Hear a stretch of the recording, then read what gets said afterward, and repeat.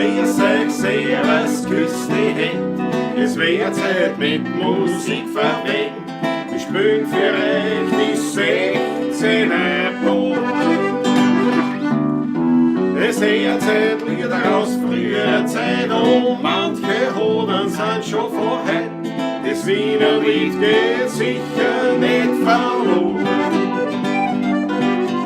Der Patrick spielt die Harmonika, Der Klausi zupft auf der Gitarre. als Backe spielen wir noch den Werner Schau. Die Quetsche klingt heute super fein Die Kontra bumpert hinten rein. und das Zeige klingt jetzt auch schon recht human. Rumlein und grüß euch, servus, Küss die Hände, es wird Zeit mit der Musik verbinden. Wir spielen für euch die 16er Brot. Es hört Lieder aus früherer Zeit und manche Hoden sind schon vor heute. Das Wiener Lied geht sicher nicht verloren.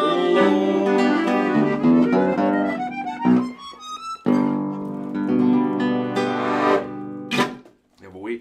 Grüß euch Gott, meine Lieben. Wieder mal Montag, 20:15 Uhr, Weintime, Primetime, Pavlatschen-Time, würde ich ja fast sagen. So schaut's aus. Pavlatschen, Ausgabe 244 bereits. 44? Ja, 244 haben wir heute. Habe ich extra nachgeschaut noch. So weit sind wir schon, der Wahnsinn. Wieder mal hier aus dem Studio Donaufeld. Mein Lehne erstrichten da, weißt du? Man will es ja bequem machen. Man muss ja nicht unbequemer machen, als es eh schon ist, nicht? Du sitzt hier vorne, ist ja wurscht. Grüß euch Gott auch von meiner Seite. Sehr leid, dass ihr wieder dabei seid. Das Montag ist ein bisschen verspätet, sind wir. Ich sag's euch ganz ehrlich, ich bin schuld. Warum bin ich schuld? Schuld, mein Gott. Naja, verantwortlich für die Verspätung. Ja, bei der Bahn sagst du auch, wer ist schuld. Ja, Bei der eh. Verspätung, nicht? Ich bin schuld. Hatte noch ein menschliches Bedürfnis, wo natürlich, weißt du, wie bei den Klarkindern, wenn du sagst, der Fix, ich muss noch. Das fällt dir jetzt ein, Jetzt? eine Minute vom Start. Ja, aber wenn ich, dann muss ich wieder, geh halt gar nicht. Wenn man muss, muss man. Wenn man muss Wie man. geworden, steppert für alles. Weltkünstler hatten das Problem immer. Das ist ja bei dir nicht, Gott sei Dank bei uns nicht oft, nicht? Aber andere weltgroße Künstler, weiß man von Erzählungen, die hatten das vor jedem Auftritt. Natürlich, ja. Gut, wobei, also das kann ich jetzt wirklich sagen, nach 244. Pavlatschen, es liegt nicht an der Nervosität von der Pavlatschen, sondern einfach nur an der Desorganisation, die vorgeherrscht hat. Das Ich gehört habe alles dazu. falsche Leiber lasse ich hier gerade noch. Ist eh wurscht, ne? Oder? Ist eh egal, oder? Ich finde es überhaupt nicht störend. Nein, es ist, wenn er weil es so groß ist. Weil ich habe schon wieder so viel Ordnung. Wo ist er, Patrick? Hast du Taschentücher? Nein, ich hab da schon Lingwöche. Hast du das schon? Hast du das schon? Ja, alles Ich da. habe schon wieder so viel angenommen. Also ich nehme laufend ab, schon langsam, sicher ist alles in Ordnung. Aber es geht halt so dahin. Ne? Und jetzt habe ich das Problem schon wieder, ist wieder muss ich das ehrlich Große, sagen, ne? ja, dass mir die Wäsche, also die Hosen, die man gekauft habe, wenn man das kauft, eher schon wieder Das ist schon wieder. mehr als ein Jahr, 2 Jahre wahrscheinlich. Ja. Da haben wir, und das ist mir schon wieder zu groß fast.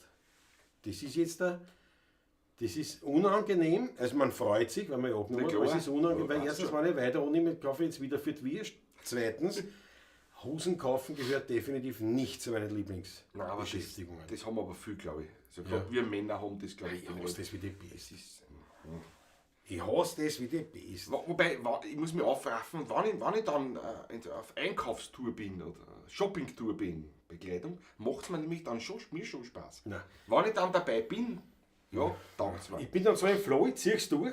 Dann taugt es mir sogar. Oh, Also nein, so weit. und ich muss ehrlich sagen, ich habe das immer gern noch, wenn ich nicht allein bin, sondern das ist momentan nicht so früh, aber wenn eine Dame des Hauses sozusagen dabei war. Und na gut, jeder hat nicht das Glück, aber die meisten Frauen sind da doch schon sehr affin und wissen eigentlich, was anpasst. Und kommen dann mit den ganzen Trümmern schon in die Umkleidekabine hinein. Weil die kennen ja meinen Geschmack auch, sage ich immer so. Ne? Das war Idee, das werden Und wir das- jetzt Munkeln überreden. Das war super. Also mit der Lisi war es wirklich eine Spitze. Also das Nein, ich glaube nicht. umgekehrt aber auch. Ich habe mit der Elisabeth auch einkaufen können. Das Nein, ich war mit meinem Onkel an ein paar Mal einkaufen und das ist auch noch, weil dort habe ich einen Sekt gekriegt. Da haben sie gesagt, da setzen sie noch hin. Ja, das Dann sind habe die, ich schön, ein das sind die Glas schönen Geschäfte dann, ja. Und und dann ist ja nicht, und was sagst du? Ja, schön. Nein, ich habe für sowas schon was. Ja, nein. Und ich gehe immer allein einkaufen, weil zumal ich eigentlich selten einkaufe, wirklich mit dem Plan, jetzt gehe ich einkaufen. Sondern, sagen wir zum Beispiel, ich fahre ins Donauzentrum, weil ich mir beim Radarz, keine Ahnung, ein Fleisch holen will. Und dann denke ich mir, warte, schaust du mal rein beim Beck und Kloppenburg oder beim Kleiderbauer. Und dann denke ich mir, Hosen war eh nicht schlecht. Und auf einmal bin ich ja 2 Stunden weg, weil ich dort Hosen probiere. Kann leicht sein. Aber meistens finde ich da die meisten schönsten Dinge dann, weil ich das so mache. So Ja, oder ungeplant mache. Bis jetzt habe Wenn ich das sage, so, ich möchte mir heute 3 Hosen kaufen, das ist meistens, dann gehe ich mit einer dann Ja, gerade das heim stimmt, oder ja, so. das Ne? stimmt, ja. Oder Hemden oder so. Das stimmt. ist auch sowas, ne? Aber jetzt wissen wir, das Leiber, das ist Zeug davon. Das ist ja so Gut, das ist aber auch sehr groß geschnitten, sicher aber auch, weil die sehr. Naja, mit schon, einem aber Hang das, sind und alles, ja. ja, aber das war Das ist schon ein bisschen enger. kleiner. Ja. Ja, aber ist ja wurscht, ist ja egal. Ist ja egal. Wir verzetteln uns. Hauptsache meine Herrschaft, Modeangelegenheit. ihr seid mir nicht gram, dass ich da ausschaue, ein bisschen wie ein Müllsackel. Naja. Paul Hartmann ist da, grüß dich gut auf verschiedene Pavlatschen und schon mit den Spritzer-Emojis. Jawohl. Übrigens, wer diese Spritzer-Emojis auch haben will, das ist der einzige Vorteil, den man hat, wenn man bei uns Kanalmitglied wird. In Wahrheit ist die Kanalmitgliedschaft nur dazu gedacht, dass du sagst, erst ich unterstütze die 16 Uhr. Ich zahle ja quasi symbolisch einmal im Monat ein Achtel an jeden. Das ist die Kanalmitgliedschaft, würde mich freuen, wenn es viel von euch sind. Natürlich, weil das ist irgendwie eine leibende Geschichte. Finde ich halt. Der Unik ist da, grüß euch, schauen wir mal, ob das Internet rennt. Heute früher war es dramatisch, in der Früh war es dramatisch, Ulrich, vollkommen richtig. Ja, hat sich aber aufgeklärt. Ich habe mich sofort aber dann nachher auch bei A1 gemeldet und es gab tatsächlich die Meldung, ja, es hat von A1 ein Problem gegeben, das behoben wurde. Also Weil zu dem Zeitpunkt, wie ich angerufen habe, ist er mich wieder gerannt und hat gesagt, das rennt eh. Habe ich gesagt, ja jetzt. jetzt, aber vor einer Stunde war es noch ganz anders. Und er hat gesagt, ja stimmt, es steht hier also ein gröberer, also zumindest hat es mir das gesagt, nicht? Kann ein Schmäh auch sein. Werden wir sehen, aber auf jeden Fall, angeblich war das von A1 selber, das heißt, sollte wieder behoben sein. Ist zumindest schon beruhigend, dass nichts hier im Haus ist. Also nichts, Das wo man ist- selber was tun kann. Ja, genau, Ne? genau.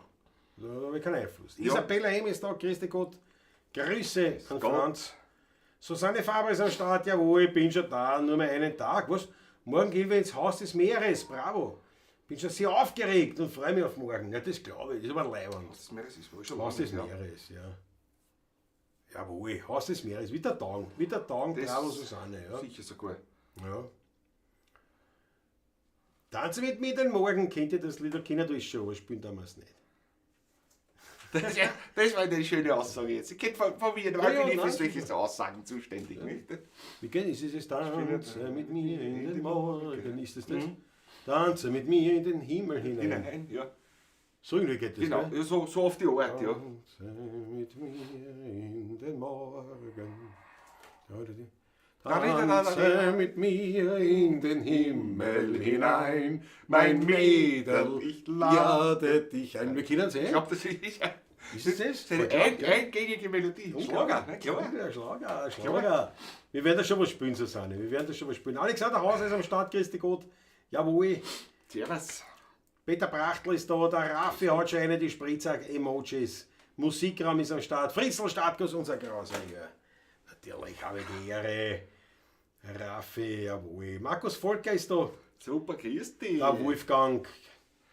Michael Unger. Ludwig Sass. Was haben wir da? Maber. Jawohl. Schönen guten Abend, meine Lieben. Mega Pemperton, grüezi in die Pavlacisterie, grüezi.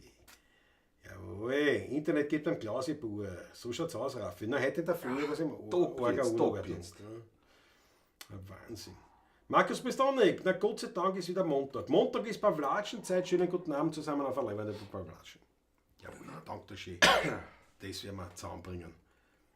Susanne Moser ist auch da, grüß dich gut. Daniel Schlegel, unsere Prinzessin. Da war's ein Wahnsinn.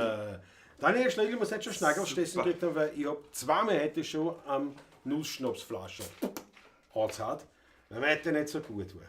Ja. Endlich wieder mal dabei. Bin noch etwas fertig, waren heute wandern, brav. Sehr schön. Alle Achtung gehört. Schau, der Fritzl ist gut. Ich habe das Gefühl, alles, was du abnimmst, nehme ich zu. Dann höre ich gleich auf zum Annehmen erst. Nicht, dass du wampert wirst. Fritzl, Fritzl. Das war natürlich so, ich hätte das übernehmen müssen, ich hätte ich zunehmen müssen, aber nein, ich habe auch angenommen. Ja, das ist ein Wahnsinn. Schau, Chantal ist auch. Wunderschönen guten Abend aus der Fotobearbeitung. Jawohl.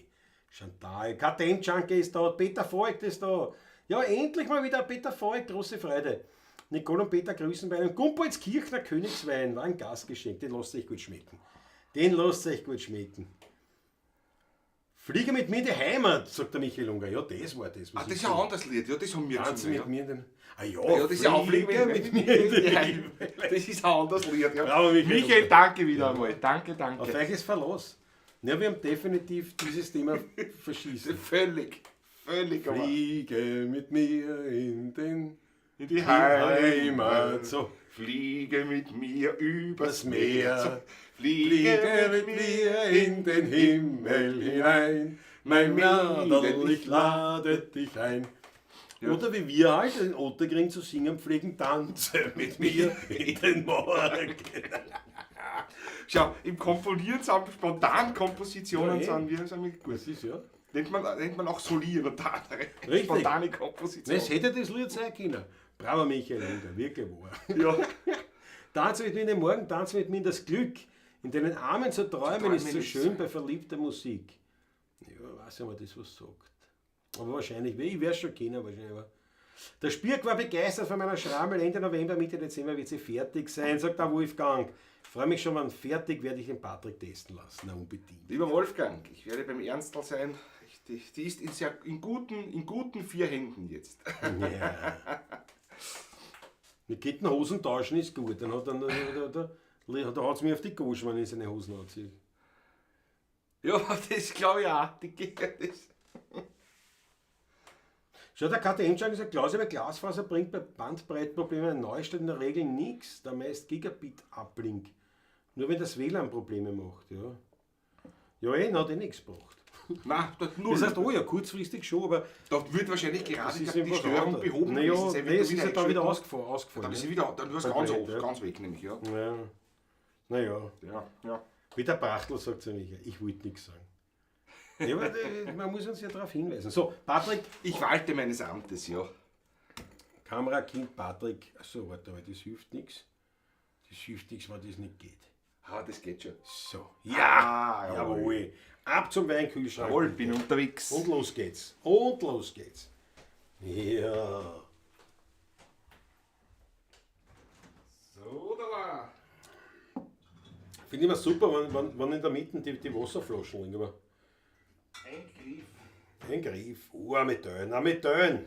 Wiener gemischter Satz. Vom Taschler, unserem Weinausstatter. Ja, gemischter Satz. Den haben wir ja schon des Öfteren verkostet hier. Genau, so schaut's aus. Bravo, Patrick. So, warte mal, beim Öffnen muss ich jetzt wieder übernehmen. Wiener Wein, Silbermedaille 2024. Gemischter Satz, Sievering DAC. 13 Volumensprozent, trocken. Ja. Jawohl, geht schon. Ich meine, zugegeben, jetzt im Design von Etiketten ist jetzt nicht gerade so künstlerisch wertvoll. Andererseits, es sticht hervor. Es ist. Ja. Da steht's. Achso, ja, Patrick kriegt da. Ja. Oh, Jesus. Aber die Etiketten finde ich trotzdem. Das ist, wie sagt man da? Pragmatisch. Neue Sachlichkeit. Das kann auch sein, ja. Nein, es ist pragmatisch. Sag ich jetzt einmal, ne? Wie soll ich sagen, es ist... Es fällt auf, aber eigentlich, ja. Nein, es steht drauf, was draufstehen muss und keine Schnörkel. Es ist quasi, man kann sagen, wir haben jetzt nicht letztens gehört bei der Morgensendung über Adolf Loos, ne? Ja. Wie hat er gesagt, nicht Schnörkel, wie hat er gesagt, na geh. Fällt mir jetzt auch nicht ein. Wie heißt denn das? Die Ornament. Die Ornament ist, na wie hat er gesagt? Bin deppert. Fällt mir jetzt auch nicht ein. Also Machen ist man schon verbohrt eigentlich. Und vernagelt das Hirn. Das ist unglaublich. Keine Ornamentik halt. Ja, so, aber anders formuliert ist. Ja, nein, es ist so quasi Ornamentik ist. Es ist ja wurscht. Ja, gut, bevor wir uns da deppert auf wichtig machen. Orange Socken, sagt der Michael Unger, bist jetzt zur Straßenmeisterei gewechselt. Ich habe mir gedacht, weil ich kalte Fies gehabt habe, ziehe ich mir orangene Socken. Wir sitzen da mit den dicken Wollsocken. Ja, das ist unglaublich. Sehr zum Wohl, meine Herrschaften. Sehr zum Wohle. Welch edler Klang. Komischen Geruch habe ich heute irgendwie.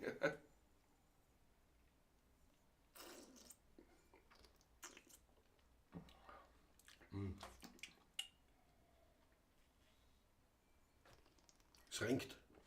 Hat schon gelingt, wie ich gekommen bin, ja. Ja, fruchtig, du hast was Fruchtiges, habe ich dann damit erwischt, ja. Da bin ich gar kein Gegner. Bin ich gar kein Gegner von dem Wein. Definitiv nicht. Marco Cinelli, guten Abend an die Madeln. Grüß euch die Buben. Claudia und ich sitzen bei mir daheim und in ermangelungenes Weines begnügen wir uns mit Most. Aber was Gutes. Was Gutes. Aber was Gutes. Grüß euch, gut hat Most rein. Das passt schon. Jawohl. Karottensocken. Das wird dann das nächste Lied. Nach dem großen Hit Brokkoli wird das Lied Karottensocken Ja, das war's. einen Eingang finden in den Spiegel der. Jawohl, Klaus, jetzt wird's gesund, sagt der Kartellschanke. Na, definitiv. Ist kein Wunder, könnte man machen. Könnte man Ja. reißen. Ist schon.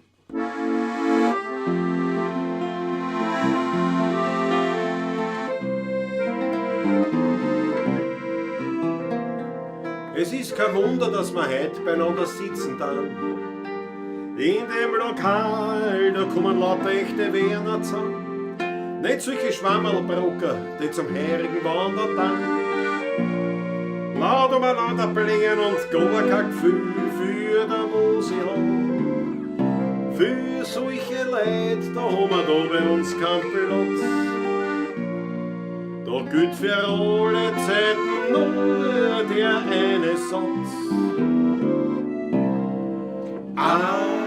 Jeder, der glaubt, Werder zu sein, der aufhaut und schreit, die Welt, die kehrt rein, dem sag ich ganz leise, mach die nicht so breit, nur die Liebe ducken und sei ja schön stark. Es ist schade, dass die Welt so modern und so lang jeder auf sich und kein anderer mehr schaut. Ich bitte, ich frage, das geht mir nicht ein.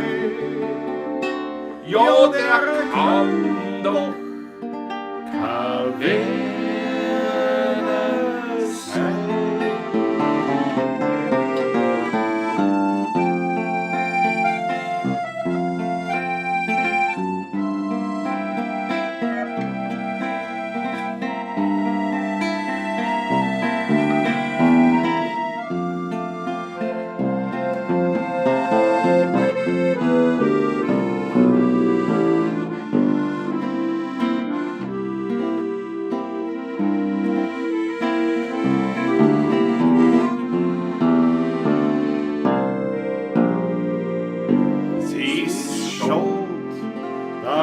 Die Welt so modern und so lang, jeder auf sich und kein anderer mehr schaut. Ich bitte, ich frage, das geht mir nicht ein. Ja, der kann doch kein Werner sein.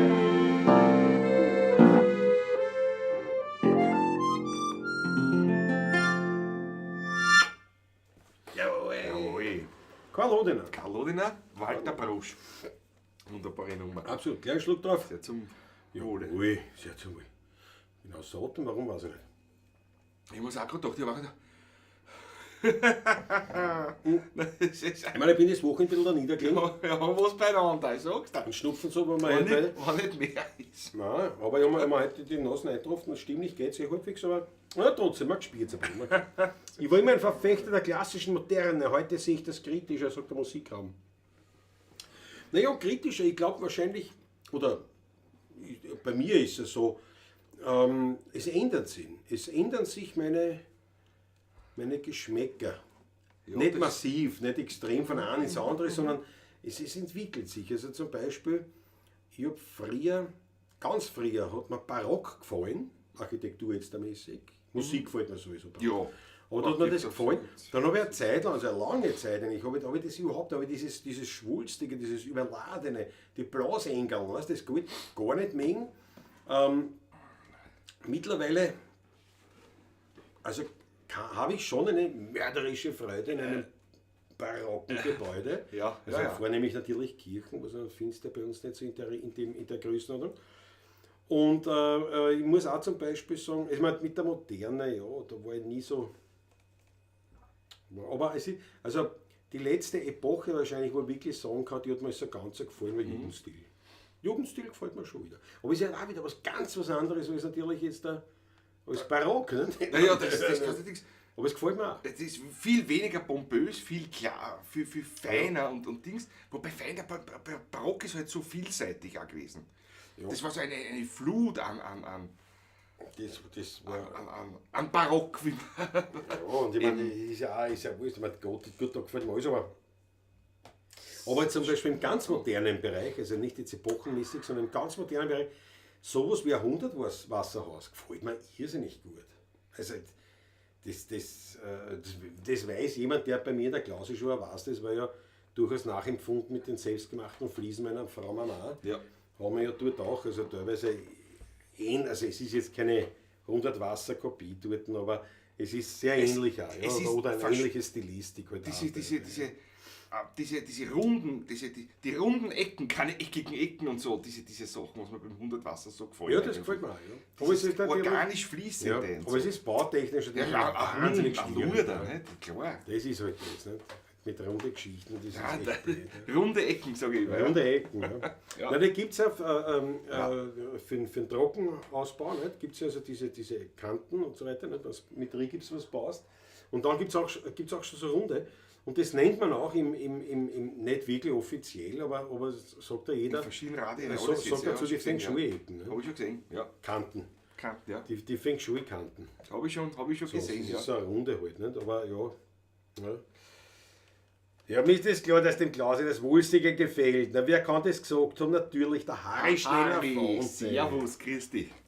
Schau, da hat der Rudi Korbis ist da. Lieber rund und gesund, bitte. Das machen wir. das Haben wir noch machen nicht wir. gespielt, glaube ich, oder? Haben wir das da schon gespielt? Ja, haben wir schon gespielt mit der Pavlatsch. Na, Aber schau. schon lange her wieder, ja. Das ist eine gute Idee. Schau, warte mal, bevor wir das spielen heute, haben wir eine wichtige Reisevorbereitung für unser nächstes Abenteuer getroffen. Bravo Marco Cinelli. Jawohl. Den Zug nach Edirne gebucht.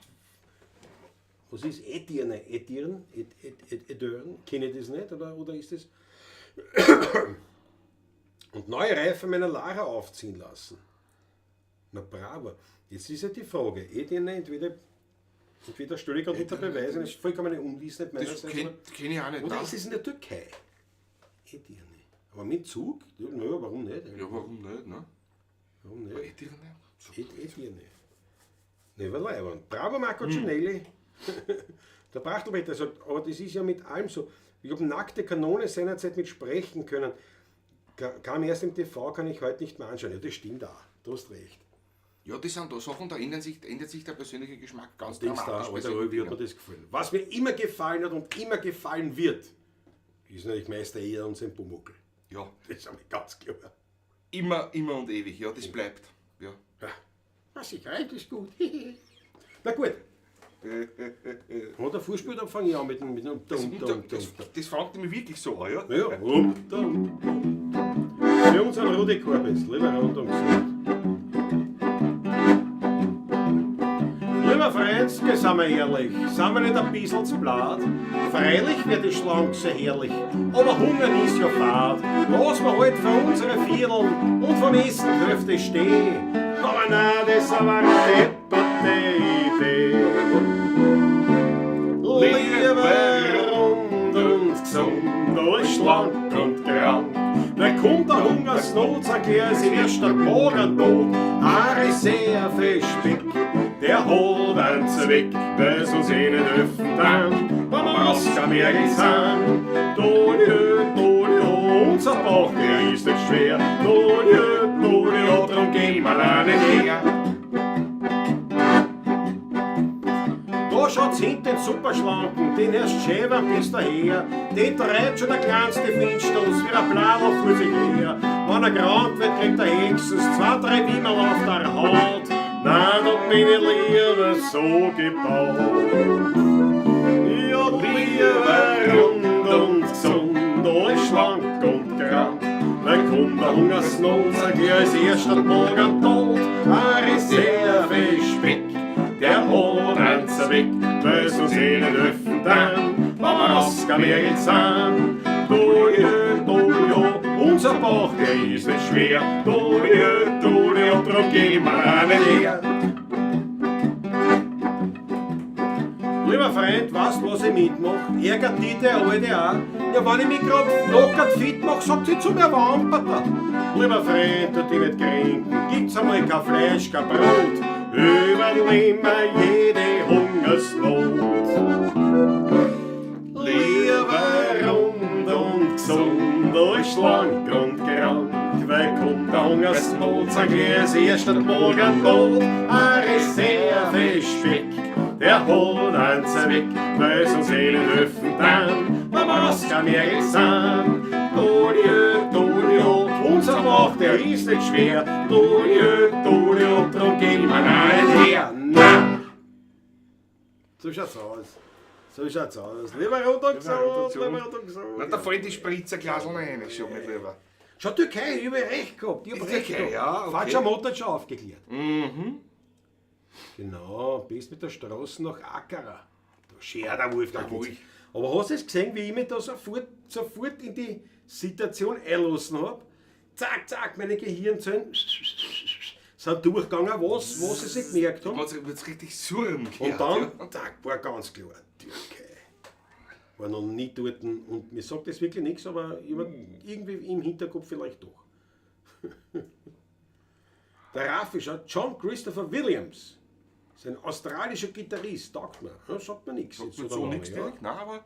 Guter Englischer. Ah, da vorne nicht die Spritzerglasel. Ich schenke mir einen Schluck allein, heißt, Schickt einen Schluck, ey. bin ich ganz ungeniert. Heißt. Da vorne die Spritzerglasel, wer auch gern so ein Spritzer-Emoji haben will, ich sag's noch einmal. Bitte, Ja, es gibt die Möglichkeit der Kanalmitgliedschaft. Unglaubliche Vorteile, die sich da abspülen, nämlich gar keine, außer die Spritzerglasel-Emoji, das war's. Aber man lädt die 16er Buben auf einen gemütlichen Achtel im Monat einmal sozusagen. Jeder Achtel im Monat. Sozusagen. Zum Na, Wohle. das war leibend. Das war, wenn jetzt einmal. Zum Wohle. Das heißt, wenn wir hätten 30 Kanalmitglieder, war das für jeden ein Achtel am Tag. Mhm. Ja, alle Achtel. Oder Achtel. Ja. Und ein Achtel ist nichts. 30 Achtel im Monat komme ich glaube ich nicht, aber... Mein lebt dort nicht. Komm auf die. Ja, da müssen wir sehr viel spielen. Nicht, der Oktober könnte passieren. Oktober könnte der Zeit. Das geht so ausgehen. Naja, gut, bei mir weniger, aber... Naja, bei dir auch in Wahrheit. Allein schon, ja, überleg.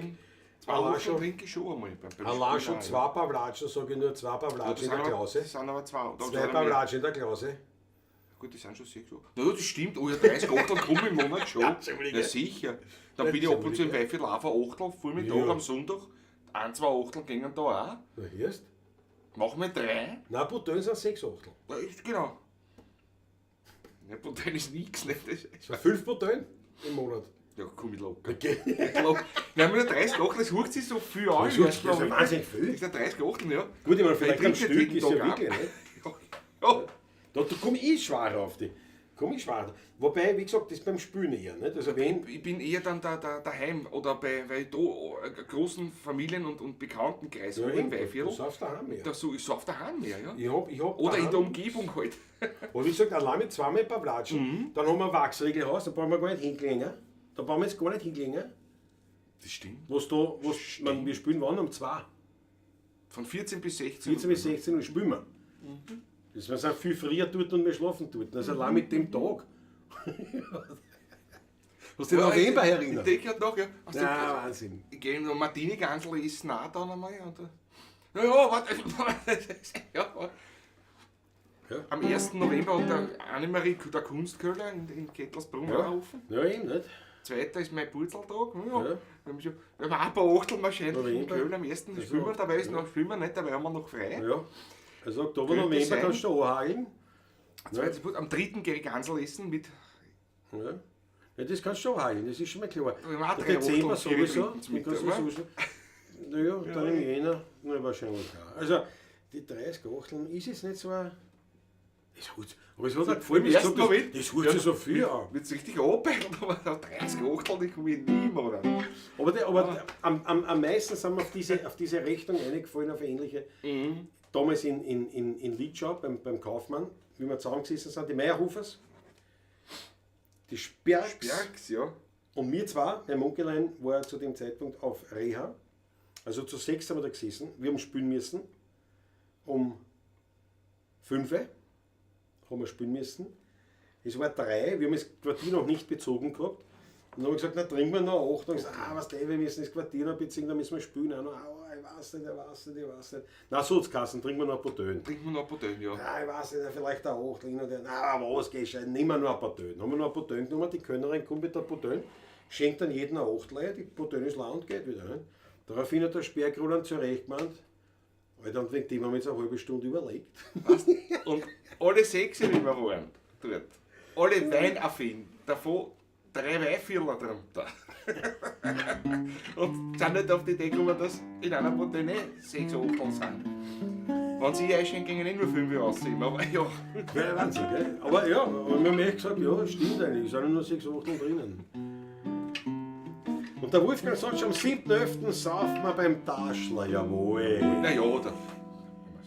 Zwischen Usberg und Donau, am Rande von Wien, da liegt ein ganz kleines Dörfel mit kleinen Häusern darin.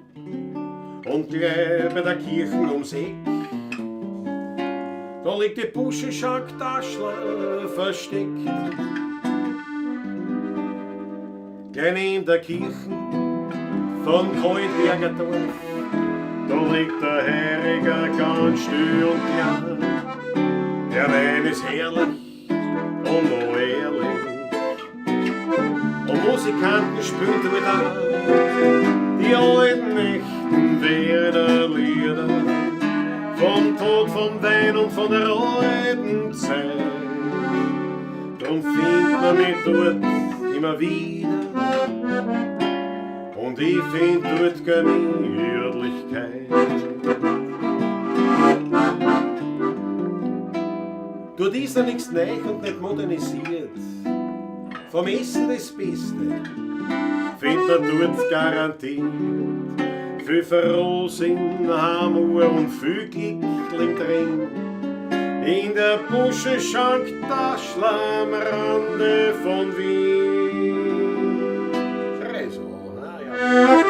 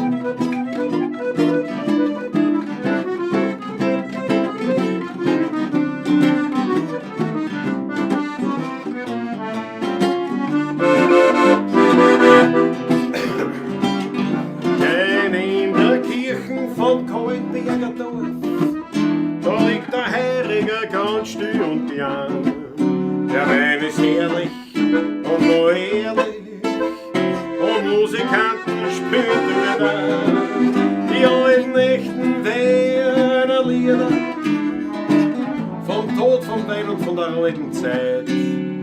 Drum findet man mit dort immer wieder und ich find dort Gemütlichkeit.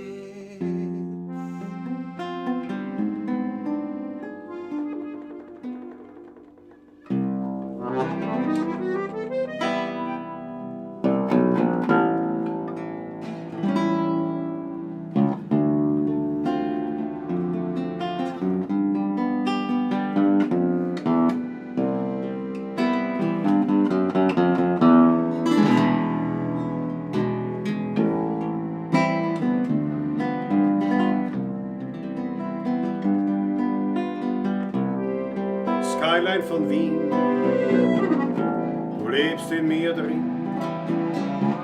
Es kann kommen, wer will, die macht keiner hin. Du beruhigst mich und du bist mir vertraut. Du bist mächtig und manchmal auch zerbrechlich. Skyline von Wien, du bist die schönste Wienerin. Beneiden und Heuchlern hast du immer verziehen. Bin ich einmal fort, brauch ich kein Souvenir. Skyline von Wien, du lebst tief in mir.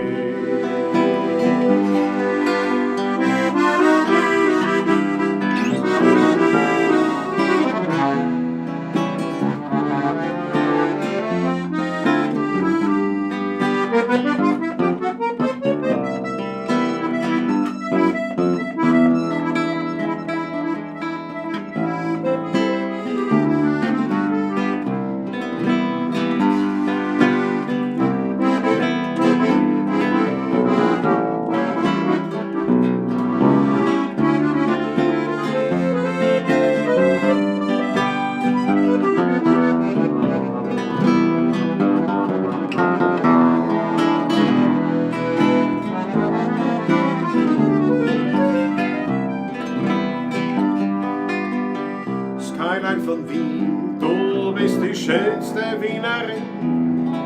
Beneiden und Heuchlern hast du immer verziehen.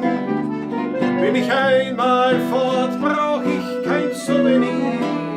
Skyline von Wien, du lebst tief in mir. Hier oben, wenn Garten am Wiesenberg. Ich bin der Tier, der wie kein Mensch dort steht.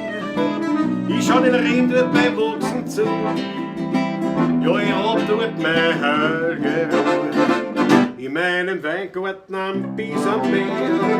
Dreht sich die Welt noch recht und nicht verkehrt. Man kann die Vogel dort noch singen, hören und am Himmel, da siehst die höchsten Sterne. Und noch ein Regen sich die Wolken erst verzogen, dann sich über Wien einen großen Regenbogen. In meinem Weingarten am Wiesenberg, das Freckerlert, das mir allein nicht kennt, dort wächst, ich sag's ganz nebenbei, das soll der beste Dreckfallwein.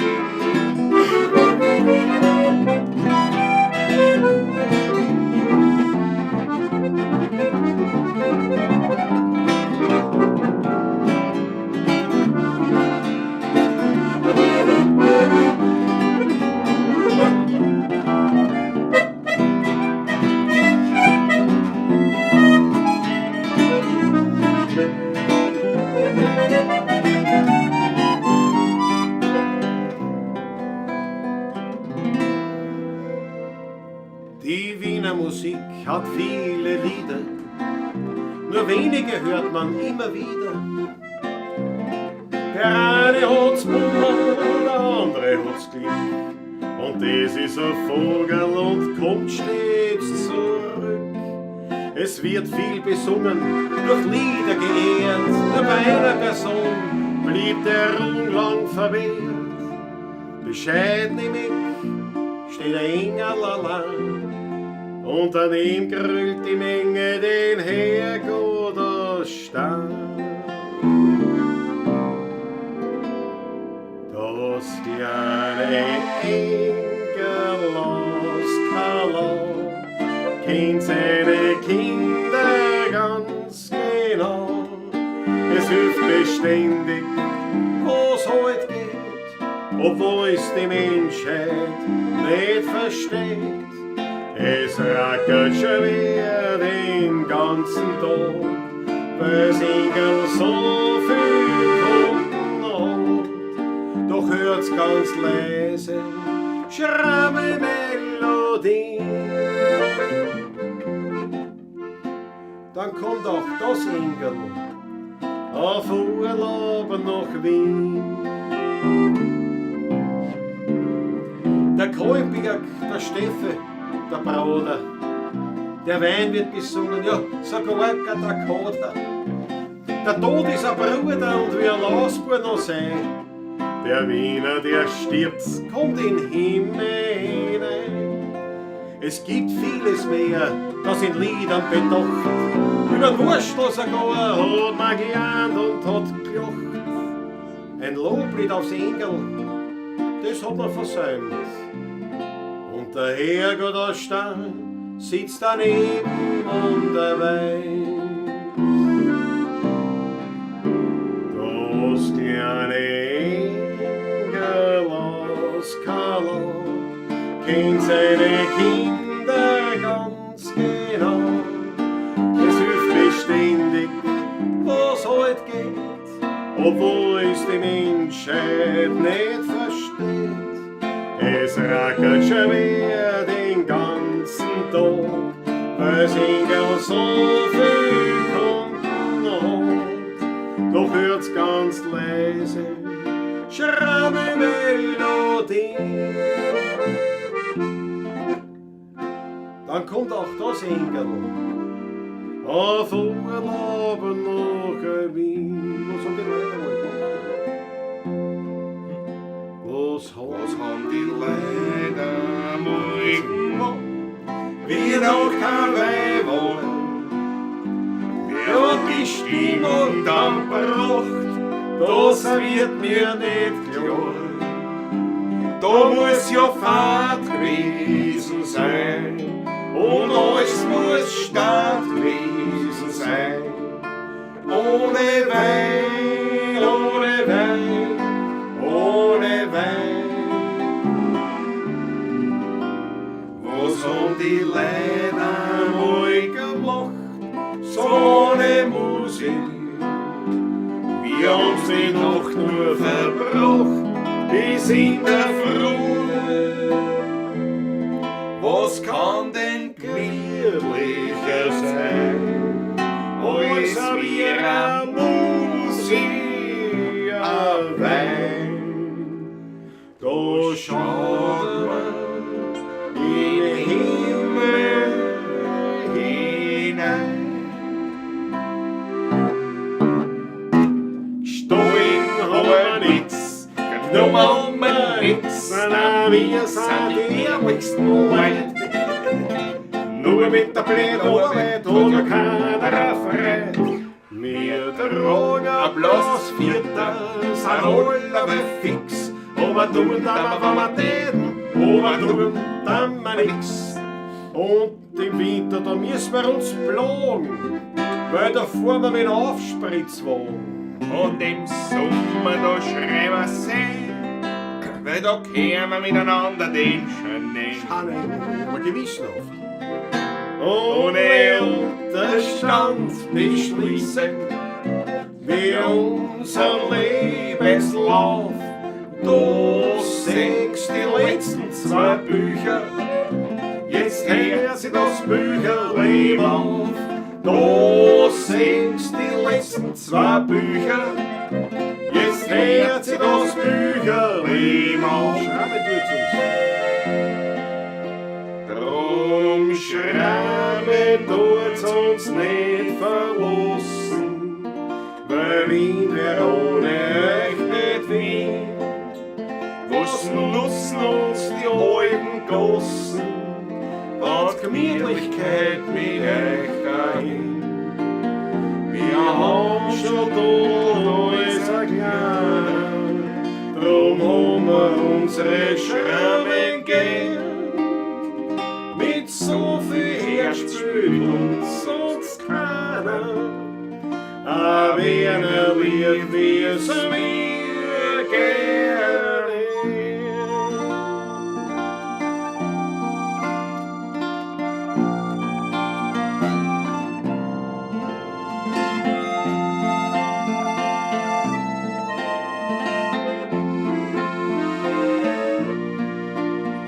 Wir haben schon tot alles erklärt, drum haben wir unsere Scherben gern. Mit so viel Herz spürt uns sonst keiner, aber wenn lieb wie es mir gern hätt.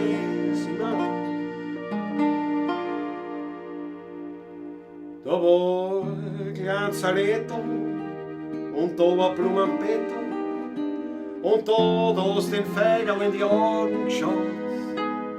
Da war ein Werkzeugkittel und ein Sackel, Düngemittel und in das Hittel hat der Bagger reingehauen.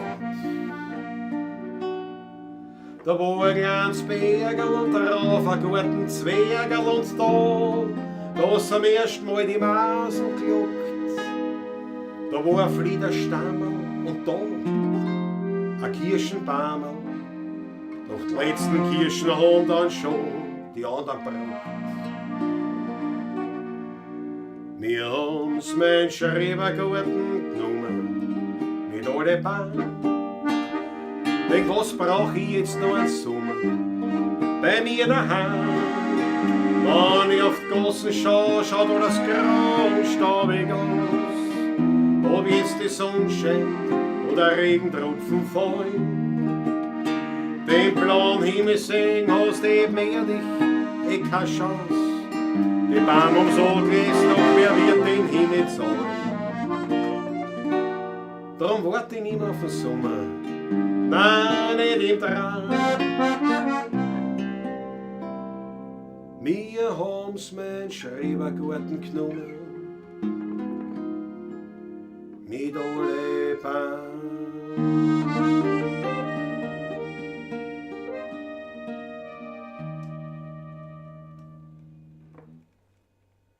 Ein Potpourri Deluxe. Deluxe! Deluxe geht's ja fast. Deluxe! Jawohl, jawohl. Vielleicht sollte man öfters nicht ganz fit sein, weißt du? Wahrscheinlich. Aber es hat mich natürlich auch massiv abgehalten, davon zu trinken. So, muss ich auch das sagen. ist Das muss ich klar, auch sagen. Es ist aber schon sehr zum Wohle. Sehr zum Wohle, gell?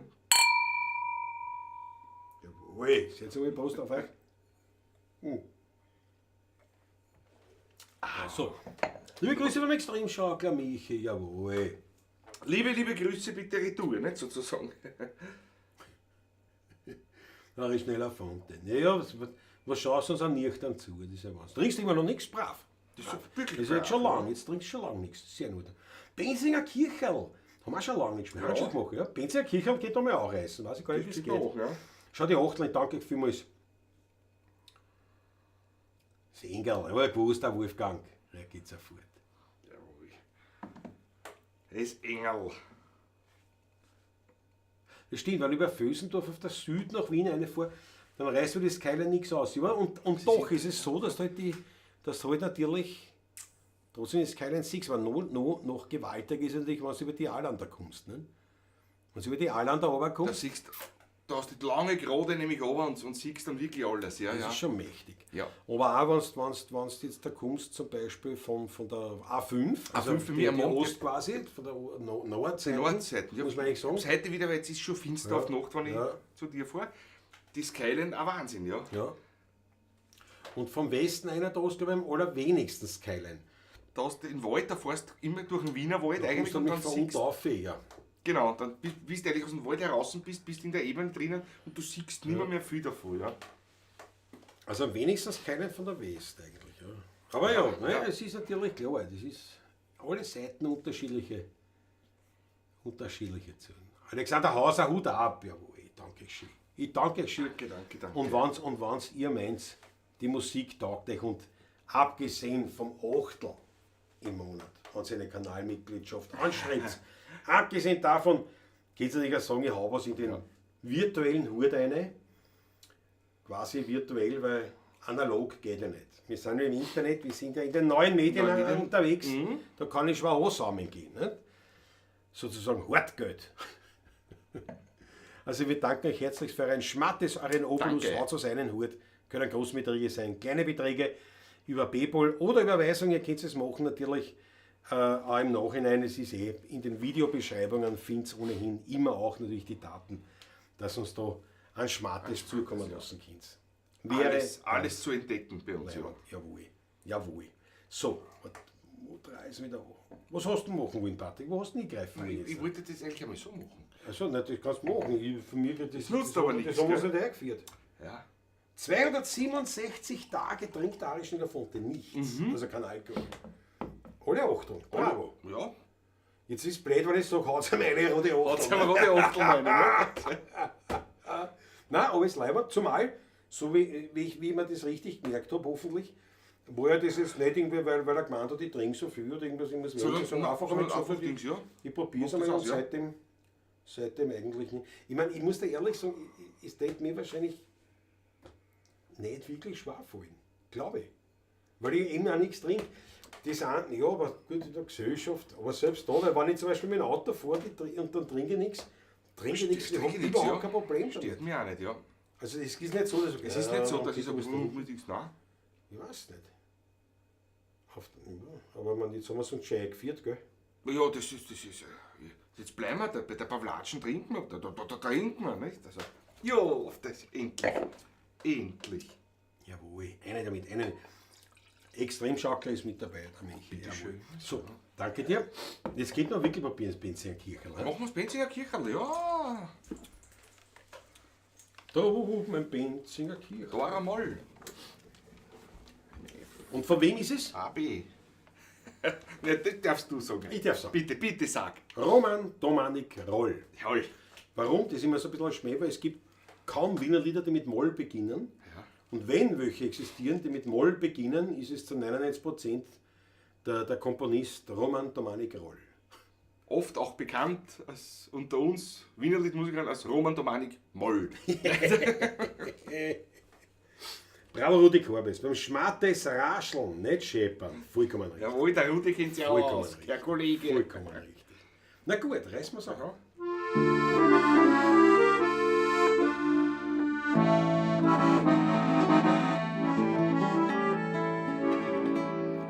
Drogen vom Benzinger Kirchen hört man es 12 Grad schlagen. Und durch das Mondhöhle Gassel biegt die Ecken ein Wald. Vor einem Wiener Häusl, da heut der Madel steigt aus, macht ein verlegenes Knicksel, dann huscht's wie ein Masel ins Haus. Immer noch die rauschenden Walzer vom Lanner und Strauß, im Herzen ein bisschen verliebt sein, so kommt sie vom Domeiers aus. Die Guckeln sind blau wie die Fägel, sie glanzen voll Lust und voll Freude. 60 Leidl so was, 31 in Wien, in der goldenen, gemütlichen gleichen Zeit.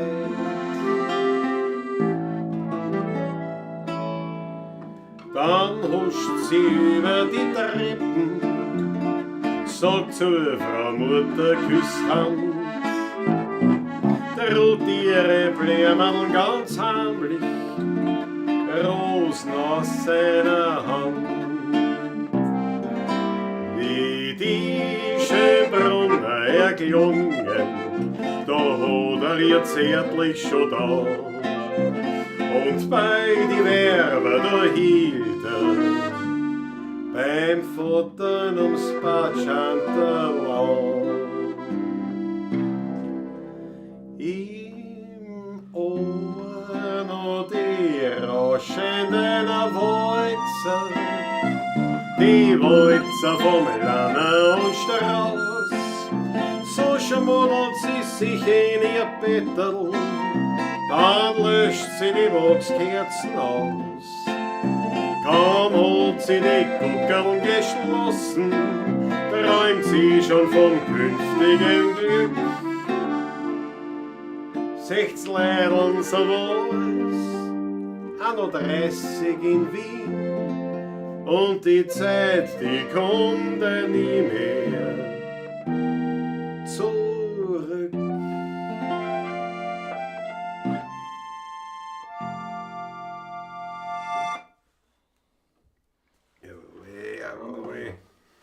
Jawohl. Schöne Nummer, ja. Schon lange nicht gespielt. Roman Domanik Röll. Matthias Mariacha ist da, jawohl. Buonasera, Pavlaciste, 16er Buben. Bravo, Matthias. Schön, dass du da bist, gefällt mir. Hat auch gleich die gespritzten Glasel. Ich liebe diese alten Lieder und ihr spielt's mit viel Gefühl. Danke dafür, Miss Maggie. Dankeschön. Danke, herzlichst. Gratuliere zum Diskant, sagt's extra zum Rutzgermat. Dankeschön, Dankeschön. Gänsehaut durch Wolfgang, Susanne sagt einmalig. Harry Schneider-Fonte sagt richtig, 1830, die goldene, gemütliche Zeit. Dann war 48. Revolution. Gut, es ist halt so natürlich, dass ja oft man sich die Frage gestellt hat, auch natürlich als Historiker, da halt jetzt in meinem Fall Volkskundler, ja, als na klar, Interessierter, ja, sicher. ob es denn jemals diese goldene Zeit oder die gute alte Zeit gegeben hat. Das Ne? habe ich mir auch oft gefragt. Ja. Auch in Diskussionen mit meinem Großvater, der ein 19er Jahrgang war und von der goldenen Zeit ja auch nichts mehr mitgekriegt hat eigentlich. Ne? Der ist eigentlich in der schlechtesten Zeit, aber trotzdem ist geredet worden immer, früher war alles besser. Die goldene Zeit war immer das, was vergangen war. Ja. Aber realistisch betrachtet war es nicht immer nur besser. Es ist im Nachhinein natürlich, man wird in 50, 60 Jahren über die goldene Zeit, die 20er Jahre reden wahrscheinlich wieder. Ne? Das wird genauso sein wieder, glaube ich. Ich tue mir schwer, weil man ja selber natürlich involviert ist. Wenn du jetzt sagst, so wie zum Beispiel, also ich sage auch, jetzt Hausnummer rein gefühlsmäßig, meine Kindheit, die Zeit war doch viel besser wie heute. Aber natürlich ist das ein Schwachsinn. Ich sage das immer wieder. Ja, aber es ist ein Schwachsinn, weil das sieht natürlich ein Jugendlicher oder ein heute junger Erwachsener wieder anders. Das sagt, wieso mein Kindheit? Das ist doch super, ne? ja. Das ist natürlich, die Nostalgie ist ein Hund. Ja. Das ist ein Luder. Ja. Ja, wirklich. Und das ist natürlich, es ist schwierig. Ja. Ich glaube, das ist einfach, wenn man dann diese Nostalgie auslässt oder ausklammert, dann bleiben einfach, wie immer, dann bleiben einfach Sachen über, wo du sagst, das war Vorteil, das war besser, das war schlecht. Das war Vorteil, das war Nachteil. Es hat sich aber das Gute, in der Regel hält sich ja. Ne? Das Gute bewährt verschwindet vielleicht einmal für eine Zeit lang. Kommt aber wieder. Und dann kommt das sind die wieder, Dinge, die wiederkommen, ja. Immer wieder kommen, seit Jahrhunderten. Ja. Teilweise seit Jahrtausenden. Das ist ein Grund, warum ich zum Beispiel diese Gegnerschaften nicht mag. Also zum Beispiel, wenn jetzt wer sagt, wir müssen das ist ein gutes Beispiel, er sagte, den Verbrennermotor, nicht? Das ist schlecht, das müssen wir verbieten. Und da denke ich mir, na ja, warum? Weil wenn es was Besseres gibt, und das wird, wenn es es nicht schon gibt, wird es kommen, dann vergeht es eh. Gutes Beispiel, die Wiener, die Fiaker, das ist ja gerade noch das Fiaker, aber das Fuhrwerk, der Kutsch, das ist ja nie verboten worden. Nein, verboten ist nie worden, aber es ist nicht mehr gebraucht worden. Das hat aufgehört. Es hat einfach aufgehört, ja. Es hat nie einer gesagt, Ein Pferdetramway ist da ja. gekommen, nicht? Ein Pferdetramway, den braucht man nicht. Haben wir mit Strom auf Es und ist ab. nie einer gekommen und gesagt hat, kein Gesetzgeber, du darfst am Feld jetzt keinen Ochsen mehr verwenden. Nein, Man hat sich einfach gedacht, der Traktor ist halt praktisch. Ja, ja. Also deswegen, ich glaube schon, dass sich das ja ohnehin durchsetzt, was sich bewährt. Und ein großer Fehler, das sage ich jetzt immer auch wieder im Bereich Auto, ein großer Fehler ist es, wenn man zum Beispiel jetzt Elektroautos jetzt großartig fördert, weil das ist ja Wettbewerbsverzerrung, und das heißt ja nicht, jetzt ist die Frage, setzt es durch oder nicht. Solange es gefördert wird, ist keine Schwierigkeit. Kein Wunder. Was ist, wenn die Förderung wegfällt? Und wenn Elektro so weit ist, das wird es jetzt halt noch nicht sein, aber wenn es so weit ist, na, dann wird sie den Verbrenner ganz von selber ablösen. Dann passiert das automatisch, Ja. nämlich. Und das ist halt dann so, oder wenn du sagst, den Vergleich, die gute alte Zeit, gut, das ist jetzt ein schlechtes Beispiel, wenn ich das jetzt mit dem Zweiten Weltkrieg, aber wenn ich jetzt sage, zum Beispiel im Vergleich, jetzt, ich sage heute, keine Ahnung, die Politiker überall und das Brüssel und überhaupt und die Politik, nein, das ist alles unter jeder Sache. Alle gefrasst, lauter Schwachmatikus. Und ich meine, Keine bin ich auch davon überzeugt. Persönlichkeiten und nichts. Also, Aber mir ist halt lieber als zum Beispiel jetzt eben das dritte Reich. mir ist lieber, als wenn geschossen und marschiert wird. Ja. Stimmt, ja. Dann Ja, sind lieber das die ist so, ja. Vollpfosten heute, als die Vollpfosten der 30er, 40er Jahre. Weißt du, was ich meine? Das ist natürlich dann das ist von dem her. Aber Von was vielen natürlich das Privatleben betrifft, Da bin ich froh, dass ich heute lebe. das kommt drauf an. das schon. Ich glaube, das ist, schon. ich glaube, dass da die Zeit Ich nicht bin, wiederum wurscht ich ist. bin ein sehr nostalgischer Mensch. Nämlich eigentlich. Ich hänge da schon sehr an diesen Dingen. Aber wenn ich wirklich ganz realistisch nachdenke drüber, bin ich wirklich froh, dass ich in der jetzigen Zeit so mein privates Umfeld, mein Haus, das, was ich alles sehr nahe habe, bis hin zu den Instrumenten, die ich spielen darf heute, den Wein, den man heute da trinkt, bin ich froh, dass ich heute da. Ja, schon. Aber das weiß ich natürlich nur mit der Erfahrung, dass das damals der Wein nicht so gut geschmeckt das hat. hast du damals Das war, nicht wenn man das nicht weiß, ist wurscht. Aber ich glaube, wenn ich jetzt zum Beispiel Stimmt, meine Eltern, meine Familie, meine Freunde, wenn das Ganze, wir verschieben das jetzt da, wurscht, beliebig, selbst in die Kriegszeit, Ja, ja. ich war immer noch glücklich, wahrscheinlich. Weil du es ja in dem Moment nicht anders kennst. Ja, und vor allem, weil ich habe das Umfeld, ich habe meine Umfeld Eltern, ist ja gleich, ja, ich habe meine, ja. meine Brüder, meine Freunde, mit denen auch Musik machen. Vielleicht, klar, jetzt kann man sagen, ja, es wäre gesellschaftlich anders, du hättest was Gescheites lernen müssen. Kann schon sein, aber wahrscheinlich hätte man trotzdem Musik machen, ja. ja. Hätten wir da sitzen und hätten wahrscheinlich jetzt mit den Schrammen spielen oder keine Ahnung, weißt du, was ja, ich meine? ja, ja. Oder etwas, ist schon klar, aber ich glaube, das ist, deswegen habe ich gesagt, so ins Private zurückgehend, da glaube ich dann wiederum, dass es vollkommen wurscht ist. Und für mich persönlich war diese gute alte Zeit die Zeit, wo einfach die Welt in Ordnung war. Und das ist, wie du ein Kind bist und in einem Das stimmt. wohlbehütet aufwachst, muss man Und dazu das sagen. haben wir haben beide das Glück gehabt, dass wir Ja. ja wirklich wohlbehütet aufgewachsen Und sind. das war für mich die War- gute war- alte Zeit. war Das, War alles leibend. Weihnachten, da war Familienfeier. Wir sind zusammengekommen, alle, Ja, ja. alle waren da, nicht? Ja, ja. Alle haben noch gelebt. Nicht? ja. Weißt du, was ich meine? Ja, Das ja, ist, ja, das kommt Das noch ist für mich dazu. so für mich die goldene Zeit, das ist die Zeit, wo alles noch leibend war. Wo das noch nicht angefangen hat, wo irgendeiner dann schon krank geworden ist, gestorben ist. Oder weißt du, weiß nicht, wie ich sagen soll, nicht? So, wo das zerfallen ist. Dann dieses Gebäude, dieses Geborgenheitsnest. Ne? Das war für mich persönlich. Und da war es wiederum wurscht, ob das, Das jetzt ist da egal. im 1848er Jahr ist, Das bei kann- allen Umbiegen, im 39er Jahr, im 1650 ist es wurscht, oder wurscht. Glaub ich. 1963 ist 1968 ist, ja. Ist zumindest, sagen wir so, ob ich es glaube, Ja. aber es ist jetzt mal eine These, sagen wir es so. So, wir's Chantal Schwarzbauer, mit so, da können wir nichts aufhören mit euch. Die Jugend geht schlafen. Na, bitte, sehr löblich, sehr brav. muss ich Also sagen. hat er morgen Sehr zu tun. brav, jawohl. Hat er morgen zu tun. Jawohl. Ja, aber Chantal, schön, dass du heute am Vormittag auch Leider. dabei warst, kurz. Und ich hoffe, du arbeitest schon an den Shorts, was er geschickt hat. Habe ich geschickt. Das, was weitergeht. Bravo Chantal, bravo Michi. Schlaft's gut. So. Die meisten Wienerlieder wurden in schlechten Zeiten geschrieben, wo die Sehnsucht nach einer besseren Vergangenheit herbeigesehnt wurde. Ja und nein, stimmt nicht wirklich, weil es hat es immer gegeben, aber es ist natürlich richtig. Was allerdings jetzt nicht das Wienerlied bezogen ist, sondern die gesamte Volksmusik. Volksmusik, ja. Die ganze, der Blues, der Fado, der Tango, der Flamenco, der Rebetiko. Was fällt mir noch geschwind ein? Der Geigenjodler in Tirol. Wenn man gerade schaut, zum Beispiel, aber gerade die 20er und 30er Jahre, wo es nicht sogar Weltwirtschaftskrise und so war, auf der anderen Seite da waren die größten Partys in Wien und Berlin und da war das größte Gesturl unterwegs. Weil die Leute das als Ausgleich braucht haben auch irgendwo offenbar. Weißt du?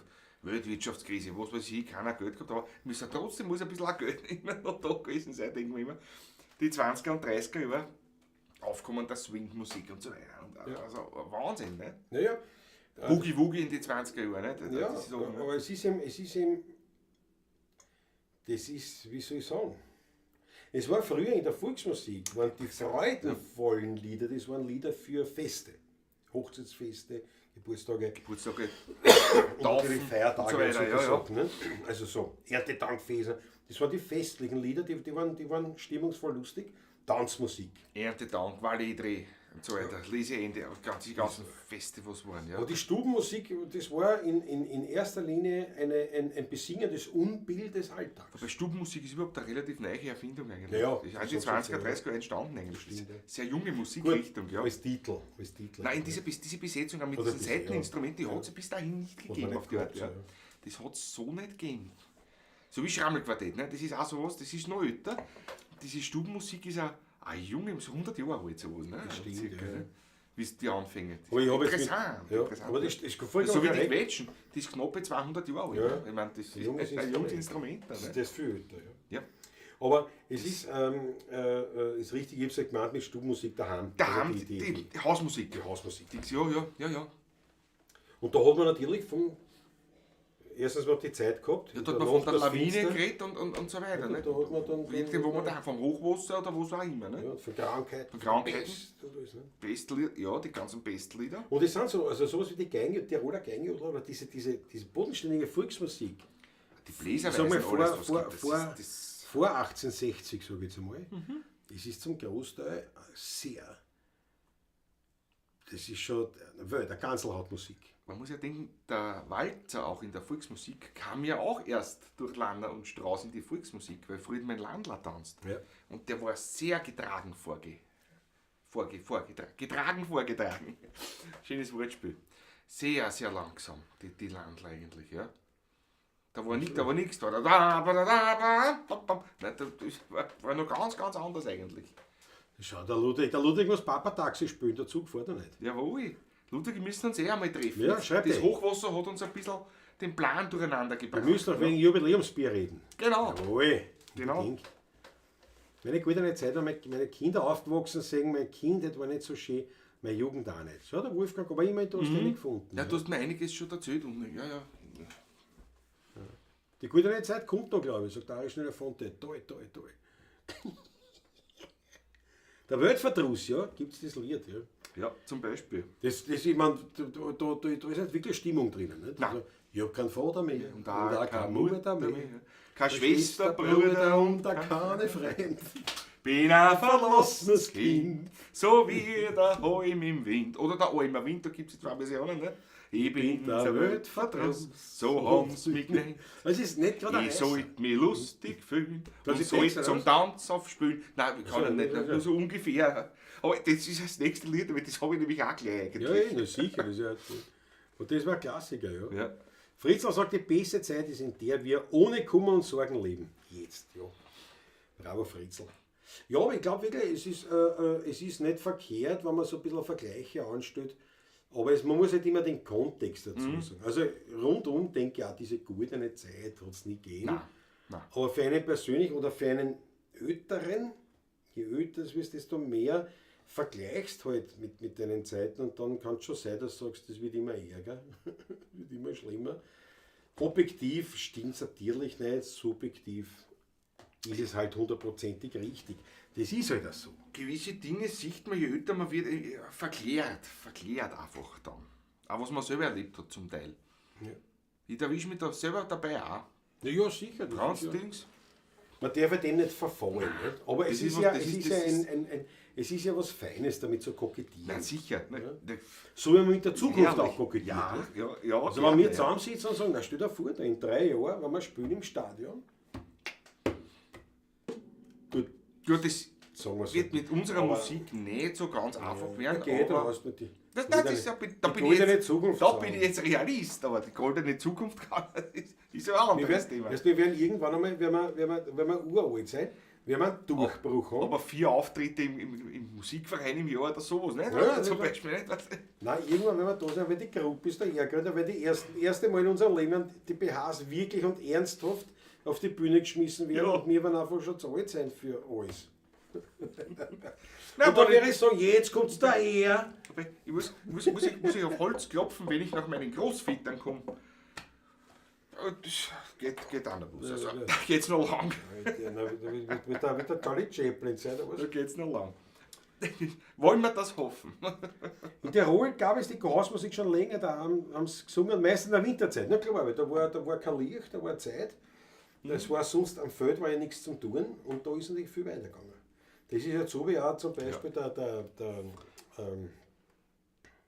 Herbert Pixner, nicht? Der hat da viel geschrieben und viel gemacht und viel gelernt und viel geübt, wie er auf der Alm Auf der Alm war, ja. Jahrelang nämlich, ja. Und da war er allein, hat die Haken gemacht, ne? Dann war das Tagewerk vorbei, es war noch relativ viel Zeit über und kein Fernsehen, kein Handy, Kein Fernsehen, kein nix.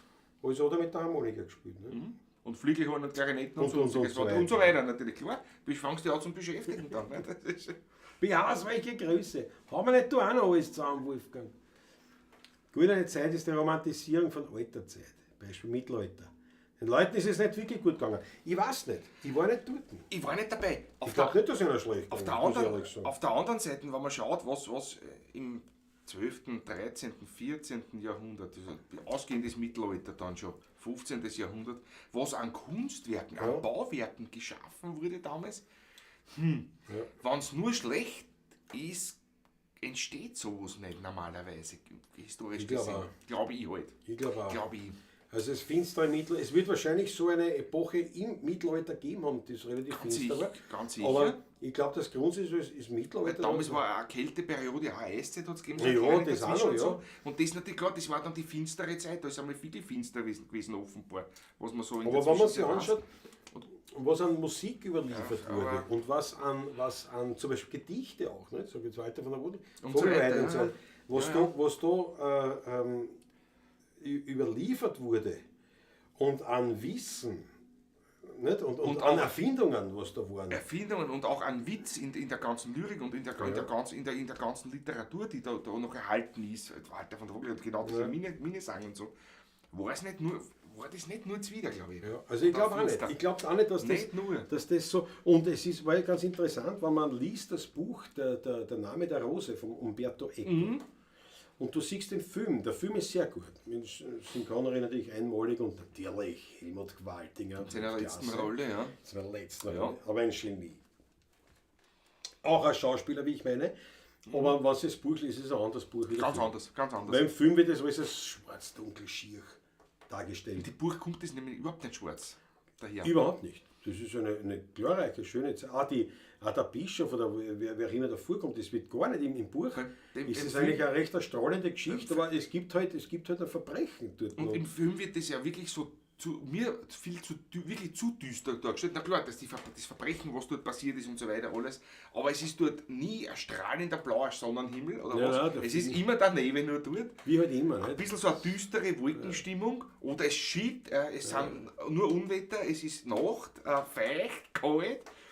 Und das ist ja nicht so. Das ist ja wie heute, ich meine, da war es auch warm und da waren Sonnen und Ja, der Wintertag ist schöne und so weiter. Ne? Ja, Das ist ein bisschen so im Kopf, glaube ich. ja, ich glaube, das haben schon die Filme haben das schon beigetragen. Ja, das wenn das Finstere Buch liest, ist Mittelalter. ganz anders nämlich. Ja, da. Ja. Magst du, im Winter Konklav in der Klause. Im Frühjahr kommst du mit 30 neuen Liedern runter ins Tal. Ja, das könnte ich machen, aber Geht da der Drama zu? Drama in Jänner, Februar zu? Der Drama zu? Irgendwann machen wir das. Aber da müssen wir ein bisschen was verdienen vorher. Ja. Sonst geht es nicht aus.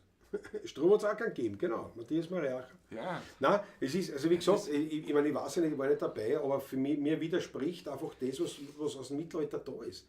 Das widerspricht für mich. Und auch was da an Musik geschaffen, an Kunstwerken geschaffen wurde. Architektur, das geht nicht, weil das war, wenn es alles so Wenn's nur. Und das ist schon viel Darstellung. Glaube ich, ist schon viel Darstellung. Und wenn du dann anschaust, so Geschichte, gut, das war dann vielleicht auch schon später, oder so, aber die Borgias oder die Medici und so weiter, was halt dann noch in Verruf gekommen ist, und die Fugger und so weiter, aber das waren ja die haben das war schon ausgehend, das war dann ja, schon, das war schon später. Das war dann die Neuzeit schon, das ist dann Renaissance, Barock. Ja, das war dann schon später. Aber ich meine, Renaissance so, war überhaupt für mich auch nicht der schönsten. Ich finde auch. Die Renaissance für mich, aber ich meine, was die Kunst vor allem hervorgebracht hat, das war schon für mich. Kunsterfindung. Das ist meine ganz persönliche, die Erfindung in der Renaissance war Wahnsinn. Ja. Und ich meine, das ist ja, also ich war nicht dabei, ich weiß nicht. Nein. Aber für mich stimmt was nicht anders. Also dieses finstere, dunkle Mittelalter, das kann es nicht gewesen sein, nicht im Zusammenhang mit dem, was wir kennen da. Also es gibt ja auch dieses Buch, wo, weiß ich nicht, weil das war der Autor, der behauptet, dass das Mittelalter erfunden ist, ne? Dass es gar nicht gegeben hat. Das ist auch spannend. Ich habe es nicht gelesen. Ich habe es auch nicht gelesen, nein. Aber, ich habe es nicht, nein. Na gut, pass auf, spielen wir was nicht aus dem Mittelalter. Spielen wir was, aber auch mit Anklängen könnte man was spielen. Ja, das können wir machen. Ich habe das Buch gelesen und den Film gelesen. Du meinst wohl den Film gesehen. Stadtguss, bitte reiß dich zusammen. Das sind Aufmerksamkeitsfehler in deinem Aufsatz. Aber bravo, ja. Das stimmt. Ein enormer Unterschied, ja. Also ich habe zuerst den Film gesehen, weil den habe ich als Jugendlicher gesehen. Nein, als Kind. Da war ich ein Kind, weil da war ich natürlich von der Sexszene war ich natürlich komplett vereinnahmt. Ich habe ihn als Jugendlicher gesehen. Ja. Ich meine, nein, ich war Kind. Weiß ich nicht, vielleicht 12 oder 14 sowas, 15. Ja, ich war sicher jünger. Wie ich dann gesehen habe, ja. Ich glaube, da war ich sicher jünger, weil mit 14, sagen wir mal, war für mich das immer noch gewesen. Ja, mit 15 da war ich in der HTL, haben wir im Deutschunterricht haben wir den zerlegt, den Film und das Buch auch. Nein, also in der Rosensteingasse ist nicht nur Chemie, man beschäftigt sich auch mit anderen Dingen. Ja, das ist der andere Fächer, ist ja klar. Aber nein, gut, aber den Film habe ich dann schon in der Schuljahr in der Schuljahr durch. Den Film halt und alles. Und das Buch habe ich gelesen, ich weiß es nicht mehr, aber halt auch als reiferer Teenager. Das Buch? Nein, ich war schon aus der Schule draußen auf jeden Fall. Ich war schon Student. Und da habe ich mir schon gedacht, bis zu dem Zeitpunkt habe ich den Film schon 5-mal gesehen. Ja. Aber da habe ich mir auch gedacht, das Buch ist ganz anders. Ganz anders. Aber es ist der Film nicht schlecht. Der Film ist verdammt gut. Also es ist nicht so, dass du sagst, das Buch ist besser. Ich meine, ich finde das Buch besser. Aber aus anderen Gründen, weil das Buch anders ist. Nein, es ist ein anderes Buch, ist eine andere Geschichte. Die Story ist eigentlich anders. in wichtigen Details nämlich. Ja, das bist du gescheit. Jetzt geht's zu. Wir sind im besten Mittelalter, ja. Warte mal, wo bin ich jetzt?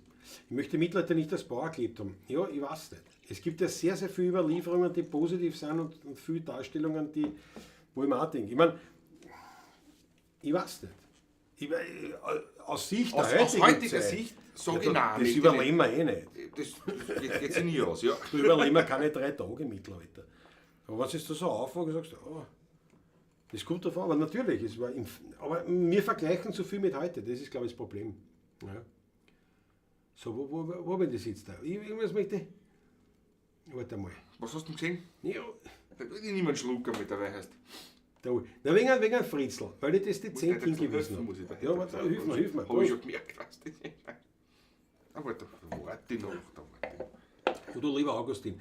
Ja, das haben wir jetzt schon ein paar Mal, da haben wir gedacht, das hat original 2 Strophen. Das Lied ist kürzer wie da kannst nicht einmal. Wir haben es sogar schon gespielt, wir haben das, klar haben wir es schon mal.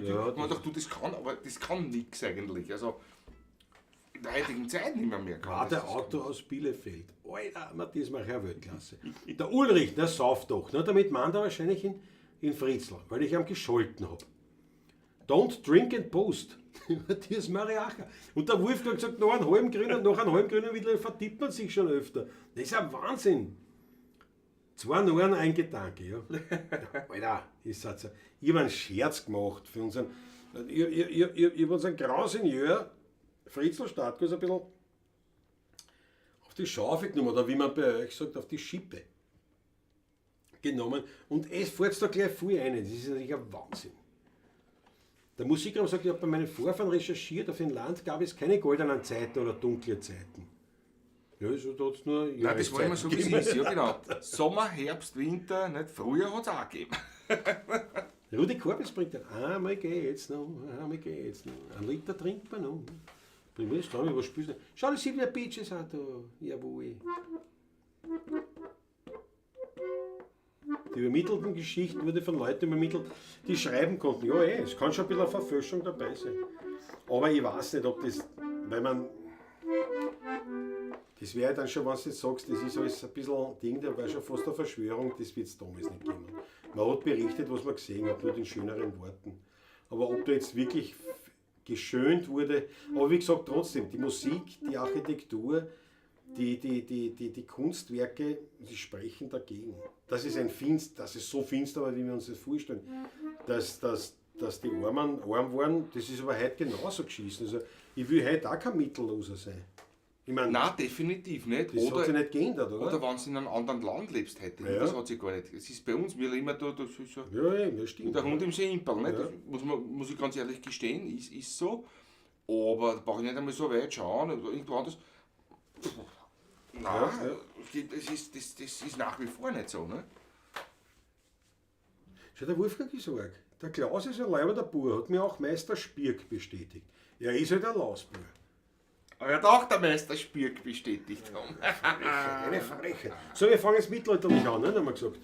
Fangen wir mittelalterlich an? Also quasi, ja. Ruf und Leiertänze, ne? War das Fangen was ist davor gehabt? Einmal geht's noch, aber doch. Also gehen wir auch mal, bitte, fangen wir Das haben wir schon einmal gespielt, aber das Ja, kennen wir das gar nicht mehr, oder? Ich weiß gar nicht, was für Ton das Gustav. Schaut euch den Mond an, wie der schön rund ist. Schaut euch die Sterne an, das ist ein Bruch.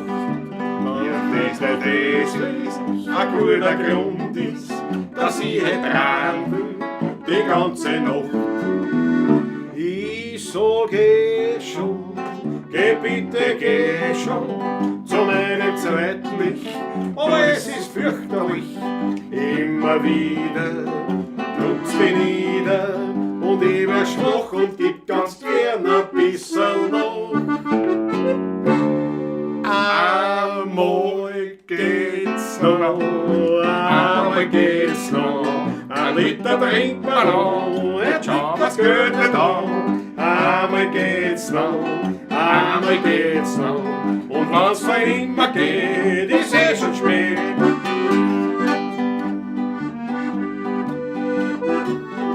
Ballett.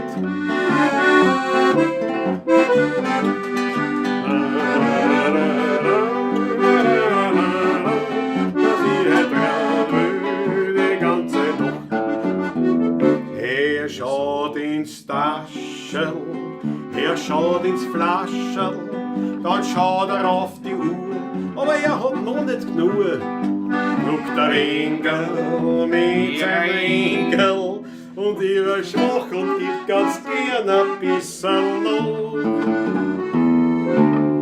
Einmal geht's noch, einmal geht's noch, ein Liter trinkt man noch, ich schau was Geld nicht an. Einmal geht's noch, einmal geht's noch, und was dann immer geht, ist schon spät.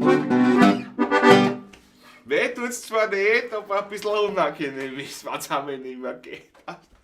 Das haben wir Jahrzehnte nicht mehr gespielt. Ja. Das haben wir schon mal gespielt. Das haben wir gespielt, na freilich haben wir das gespielt. Das haben wir komplett, nein, das haben wir gespielt. Die haben wir gespielt, live gespielt, die Nummer. Aber nicht oft. Oft, sogar eine Zeit lang, wirklich oft. Die ist dann völlig untergegangen dann im Laufe der... Wir sind schon so weit, dass wir schon vergessen, die Lieder wieder. Ja, vor allem, das müssen wir ja in einer Hecher transponieren, das ist ja viel Stil. Im Sing haben wir es gesungen damals, das ja. müssen wir Hecher transponieren.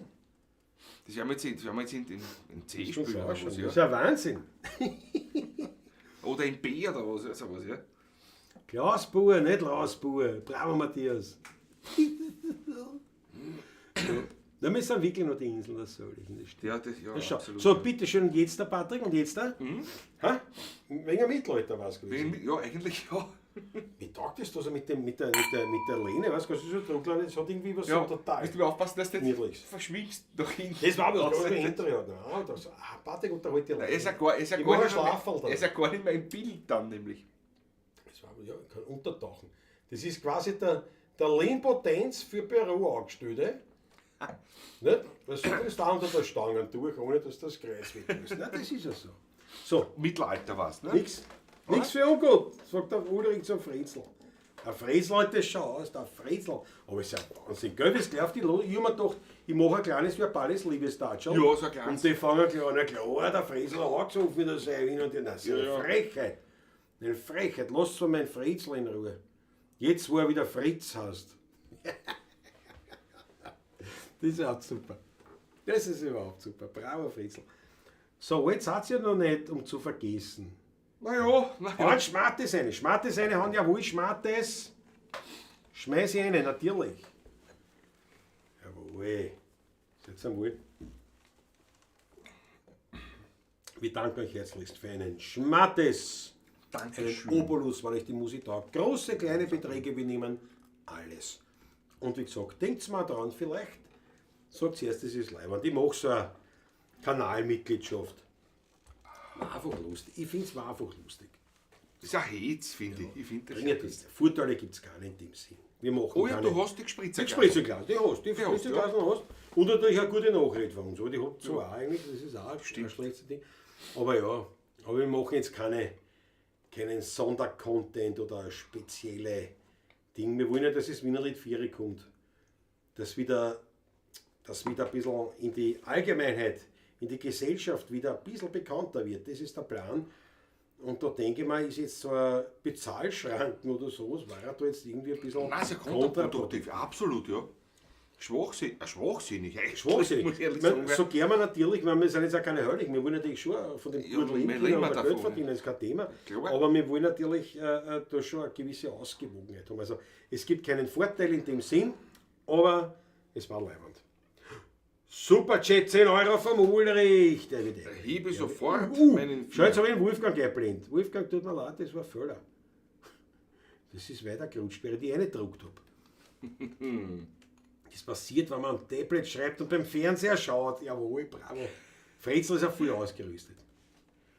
Der Matthias fragt zu Recht, die Motorrodka findet nicht statt. Das wissen wir noch nicht. Das wissen wir noch nicht. Der Manke. Das ist nur für Manke-Fahrer. Das ist, wir geben ein Konzert nur für Manke-Fahrer.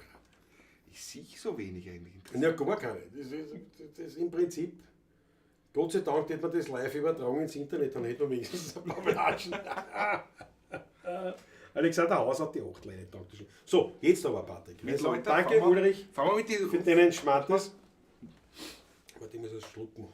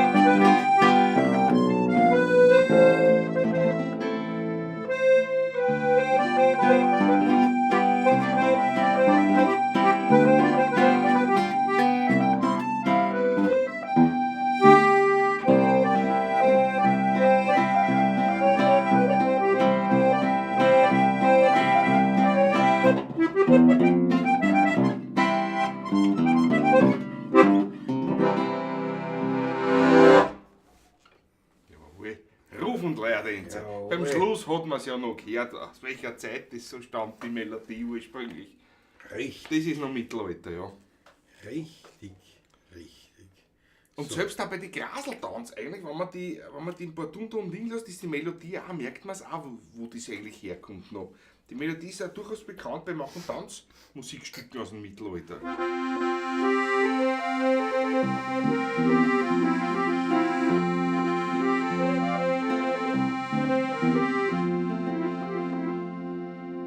Ja, ich trau meine Hände, sitzen drüber drinnen. Sind keine schwarze Männer, da die Leute umbringen. Die haben einen Friesen, mit Kuh in Ruhe geschmiert, aber den heute der Hefe, der sich da einriert. Aber den heute der Hefe, der sich da einriert.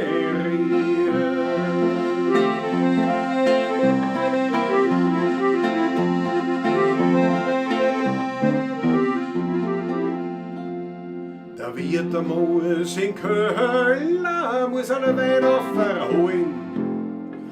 Dabei haben's die Räber sein Ladl mit Geld gestohlen. Dann packen's die Stalltieren, die schreit, gebt's einmal Ruhe, aber der Räber, die lachen und packen fest zu. Aber der Räber, die lachen und packen fest zu. Hey!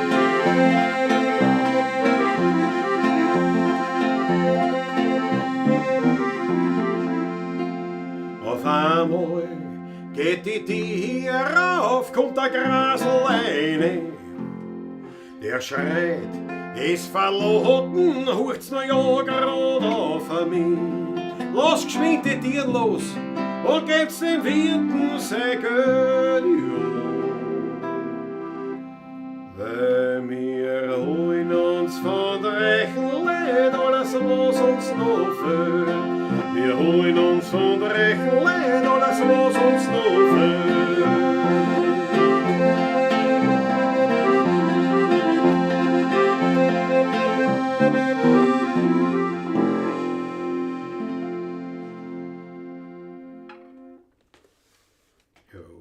Jawohl, reden wir die Drehleier noch und den Tudelsack. Ein Wahnsinn. Gott sei Dank, wir haben gespielt, weil der Peter Volter gesagt, Spitzbub. Das musst du damit auch spielen. Ja. Hab noch einen Rotgipfel entlüftet. Aber Party gewann einer, der spielt dann du. Das ist ja kein Ding. So, pass auf, jetzt muss ich dann mal kurz reinschauen, weil irgendwo habe ich das gesehen, außer die Achteln. Der Ulrich hat sich da noch einen Wettliner aufgerissen, weil ohne Wein ist die Pawlatschen fad. Naja, das ist Ja, aber die Silvia hat ja ein Bier rein. Silvia großartig. Das erinnert mich an die Sage von der Teufelsmühle. Ja, aber da gibt es ein paar, da gibt es bei mir auch draußen eine. Bad Schönau gibt es auch eine Teufelsmühle-Sage. Aber welche meinst du? Da gibt es ja mehrere. Ja, da ist mir klar. Wasserradl, Müllstein und so, das ist klar. So, pass auf. Jetzt da. Wo ist denn das jetzt der Herst? Ein Radl generell schon natürlich, ja. Erst irgendwo habe ich. Ich finde das nicht mehr. Was sucht er denn? Was sucht er denn? Nee, ich finde es nicht mehr. Ich finde es Okay. nicht. Auf jeden Fall habe ich, glaube ich, im Vorbeifahren gesehen. Schau, der KTM-Junkie hat so einen gelben Muskatell rein. Jetzt hätte ich echt super drauf. Danke dafür vielmals. Dankeschön, danke. Auf den freut mich Fösendorf. sehr. Ein Fösendorf gibt es auch eine Teufelsmühle, verstehe. Erst das gibt es ja, das muss ich erfinden. Das muss ich erfinden. Lass mal kurz. Na, sag mal, was du suchst. Nein, Na, warte. Schau, da Silvia Beach zum Beispiel, erledigt über PayPal.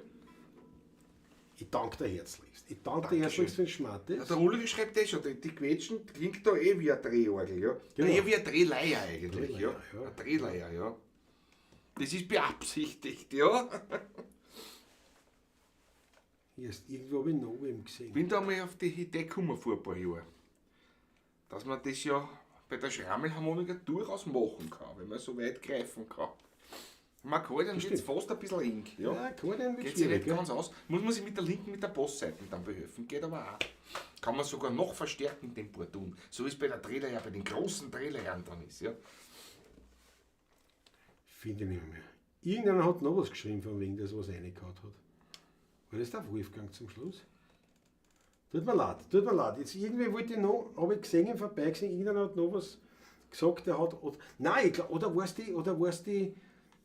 die Facciamoto? Warte, jetzt schau ich noch mal. Das ist. Warte mal. Ich schaue mir jetzt auch nach, jetzt haben wir das gibt es nicht. Aber ich finde es aber auch nicht auf die Schnelle jetzt. Da. Ja, das ist das. Botschaft. Danke, Wolfgang. Aber nur an der Patrick Orchel. Danke, Wolfgang. Jawohl. Ja, ich find's. Aber Wolfgang, freu dich wirklich auf deine Reisinger Schrammelharmonika, wenn wir der Ernstl und ich die fertig haben. Leibend.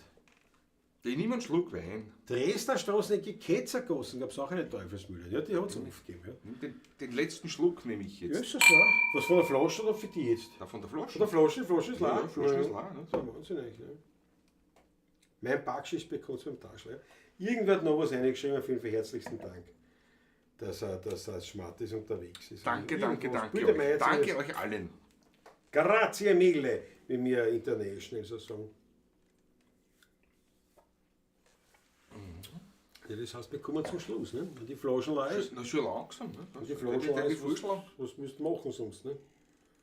Wir sind ja nicht in der Klase, wo man sagt, na, dann macht man eine zweite Flasche auf. Allerdings, das können wir schon verraten, so, wenn keine gröberen Zwischenfälle sind, nächste Woche, Montag, aus der Klause Klaus. Nämlich Zwischenfälle, das liegt Keine das liegt eigentlich im Plan Überschwemmungen oder sonstige ja. Sachen. Na, bei außen müssen wir Stürme, sowieso. Schneefälle, Eis, Regen, oder was weiß ich. Ja gut, außen müssen wir Müssen wir sowieso. sowieso, Also klar, auch bei so ist Schnee, es, ja. Regen, Eis, sonst was. Wir am Samstag spielen wir im Skanarium. Pass auf, ja, ist das ja. Dampf haben wir 10 Schweizer Franken, Dampf haben wir 57. Jawohl. Dankeschön. Ich danke dir herzlichst. Jetzt kann ich einen Schluck auf die nehmen, weil sonst ist das Glas leer. Ja, niemand, ne? Naja, ich habe mir gedacht, das mache ich dann zur Verabschiedung, das letzte Schluckerl. Aber ich nehme einen kleinen Schluck auf den Dampfhammer. Ich danke dir herzlich jetzt einmal. Sehr kleiner, aber er kommt von Herzen. Kommt vom Herzen und geht direkt in die Leber. Leberdukte. Da kommt was. Du, pass auf, jetzt müssen wir auch durchgehen, ganz kurz. Ich meine, Ja, das Donnerstag geht's los. Also es geht ja für uns schon morgen los. Morgen 18 Uhr Probe mit dem Bluesschrammeln. Wir proben, wir 6 einmal wieder. Das ist ja das, mein Lieber. und warum? Weil wir am Freitag auftreten. Am Freitag beim Selic um 19.30 Uhr sind wir da. Ganz lesen beim Seelisch, wir spielen. Auf der Homepage findet ihr alle Informationen. Aber jetzt, am kommenden Freitag mit dem Bluesschrammeln, mit Uli Bär und mit einer Abordnung der Untouchables. Mit denen reißen wir auf. Wahnsinn. Wiener Lied trifft Rock, Blues und. Und anderes. Am Donnerstag davor spielen wir jetzt am kommenden Donnerstag in Otterkring. Im Achilleon spielen wir. Richtig, ein Konzert. In der Winothek unseres und im 30ers. Köller quasi, im Gewölbe. Genau, sehr leibenden, muss ich sagen. Es nennt sich offiziell Winothek. Ist einfach der Gewölbe Köller von ältesten noch stehenden Gebäude Otterkrings. Ja. Der Kornhäusler Villa, wo jetzt eine Grieche drin ist, war leibende Hitten. Und da sind sehr viele Wiener die Veranstaltungen, Ja. unter anderem auch die Wiener Volkskunst. Wiener Volkskunst ist dort, ja. Halt ehrwürdiger Verein, der uns dort sozusagen geordert hat für ein Konzert anlässlich unseres 30ers. Ja. Also wenn nach Otterkring kommen will am Donnerstag, gab es dort. Ich glaube, es ist ein Eintritt, wo gebeten wird, also eine Freispende von 15 Euro, ja. wird erbeten sozusagen. Das ist so, was der Verein halt und der Vereinigung, aber halt ehrwürdig und wir haben dort die Ehre und Freude, Über 100 Jahre alt, ja. dass uns da eine Lage genommen haben, das ehrt uns und Freue mich sehr. würden wir uns sehr freuen, wenn natürlich auch von euch wer kommt. Allein schon, dass der singen, nein, das Wiener Lied geht noch weiter. Da kommen noch nur Leute, die sich das anschauen wollen. Das ist aber da. Dann haben wir am Samstag im Skanarium in Bad Schönau, wenn wer einen Ausflug machen will. Dort spielen wir am Samstag im Rahmen vom Tag der offenen Tür. Da machen wir mit. Es ist ein zweistündiges Programm, glaube ich, ist geplant. Da spielen wir mit dem Peter Meissner gemeinsam, bekannt aus Radio Niederösterreich, ist schon pensioniert. Aus Film, Funk und Fernsehen, Ein herrlicher Textdichter, Gedichteschreiber, ein Poet und auch Musiker. Er ist ja auch ein großer Gitarrist, Musiker. Bekannter Moderator gewesen, ja. Richtig. Der hat sehr viel Wiener Lieder eingebracht ins Radio, Ja. gerade in Niederösterreich. Danke Peter Ja. Meissner schon mal jetzt. Und eine Akrobatenpartie ist auch mit dabei. Also da gibt es halt so ein Eintritt frei, meines Wissens. Eintritt ist frei, ja. Findet zwar alles auf der Homepage, 16.at. Und am Sonntag, da haben wir ein privat-öffentliches Treffen, nämlich am Sonntag ist es so, wann wer Lust hat und in der Gegend ist oder sagt, ich mache einen Tagesausflug, ich gebe mir das einfach. Es gibt diese von Land Niederösterreich, diese Tage der offenen Ateliers, heißt das. Und von meiner Frau Mama, eine Freundin, hat ein Atelier in Dernitz, Niederösterreich, also im Bezirk Neunkirchen, wo meine Mutter daheim ist. Gleich ams Eck von Neunkirchen kann man sagen. Sozusagen, wirklich ja, ums Eck, sozusagen. Also meine Honda-Werkstatt Ist ist in Dernitz. füßmäßig eigentlich in Neunkirchen, weil es ist direkt da dran, aber eigentlich es in ist schon da, Ja. es gehört schon zu Dernitz, Dernitz. ja. Und auf jeden Fall ist dort gibt es eine Freundin von meiner Mutter, die hat dort ein Atelier und hat dort eben 2 Freundinnen mit beherbergt in diesem Atelier für dieses Wochenende, nämlich eben eine weitere Freundin, die Waltraud und meine Frau Mama. Und wir haben gesagt, wir machen um 14 Uhr, ab 14 Uhr sind wir dort und machen dort quasi ein Meet and Greet mit den 16er Buben, weil wir ja am Vortag schon im Botschenau sind. Also Botschenau. schafft der Patrick bei mir und Munkelein wird auch mit von der Selbstverständlich Partie sein. Hat sie auch schon angesagt, hat gesagt, nein, da kommt es mit. Großartig. Kommt's mit. Vielleicht kriegen wir ein Achtel dort zum Trinken. 100%ig, also wir werden uns darum bemühen einfach. Ich bin ja Gast diesmal, ich brauche ja nicht mit dem Automobil fahren. Diesmal fährt der Klaus. Ich glaube, du fährst, aber ich Da, glaube, das fährt er, glaube ich. du bist ja so gewöhnt, dass du fährst, das ist ja Wahnsinn eigentlich. Ne? Naja gut, also wie auch immer, wir werden jetzt sicher was kriegen und wir werden die Instrumente im Auto haben, ist auch ganz Kommen wir mit, ja. Auch ganz klar. Und also wie gesagt, das ist am Sonntag, also volles Programm. Und am Montag haben wir dann schon wieder Vormittags. Morgensendung. Morgensendung natürlich, klar. Dann werden wir ein bisschen was proben gemeinsam, werden wir ein bisschen was spielen. So schaut's aus. Außer wir sind zu müde.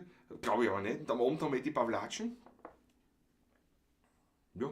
So schaut's Und aus. am Dienstag fahre ich dann Retour. Ist wahrscheinlich, weil Mittwoch spielen wir schon wieder. Spielen wir schon wieder. So, das war jetzt einmal eine Zusammenfassung. Die Woche am Montag bin ich in Bad Ischl. Bravo, Wolfgang. Quetschen steirisch gewöhnt, bravo. Gibt's ein Lied, noch eine Flasche Wein? Silvia. Bringt's die Band wieder zusammen? Bravo, Matthias. Ja, wir sind im Auftrag des Herrn unterwegs. Jawohl. Nicht, dass es regnet in der Klause. Wieder alles dicht. Naja, ja. Das ist Na, eine das ganz, dicht jetzt, der ganz eine hoffentlich. lustige Geschichte gewesen eigentlich, ja. Aber es ist tatsächlich mehr Wasser als sonst, weil eben durch das, dass ich das Gemeindewasser gekriegt Das war durchs Aufgraben. haben sie natürlich viel Definitiv. Kinetten gegraben. Und das Wasser, was dort ohnehin versickert, ist jetzt natürlich noch schneller versickert und zwar dort Richtung hin, was Haus. die Kinetten gegraben haben alle. Also Du hast unter quasi- anderem auch mein Haus. Die haben quasi einen Flusslauf gegraben, nicht sozusagen. Ne? Das ist, Ja, sozusagen. Aber es ist an sich ist es war eine Verkettung unglücklicher Umstände. Aber es dürfte wieder hinhauen alles, ja. Hast du beim Pavlatschi-Verein was erreicht, Patrick? Was? Ich bin Roland heute angeschrieben schon. Ja, ich bin auf WhatsApp geschrieben, aber der ist heute unterwegs, glaube ich, gewesen. Ich kann sagen, der hat sich nicht gemeldet. Beruflich. Der Rudi Korbes hat in Roland schon immer geschrieben, um Mitglied zu werden. Im 16er Burm-Verein. Ja. Und der Roland, offenbar kommt das nicht an oder was beim Roland. Und das habe ich den Roland heute kundgetan. Okay. Na, da werden wir Habe ich schon dranbleiben. gemacht, weil wir haben gestern nochmal telefoniert, ja. Da werden wir dranbleiben. Ja. So.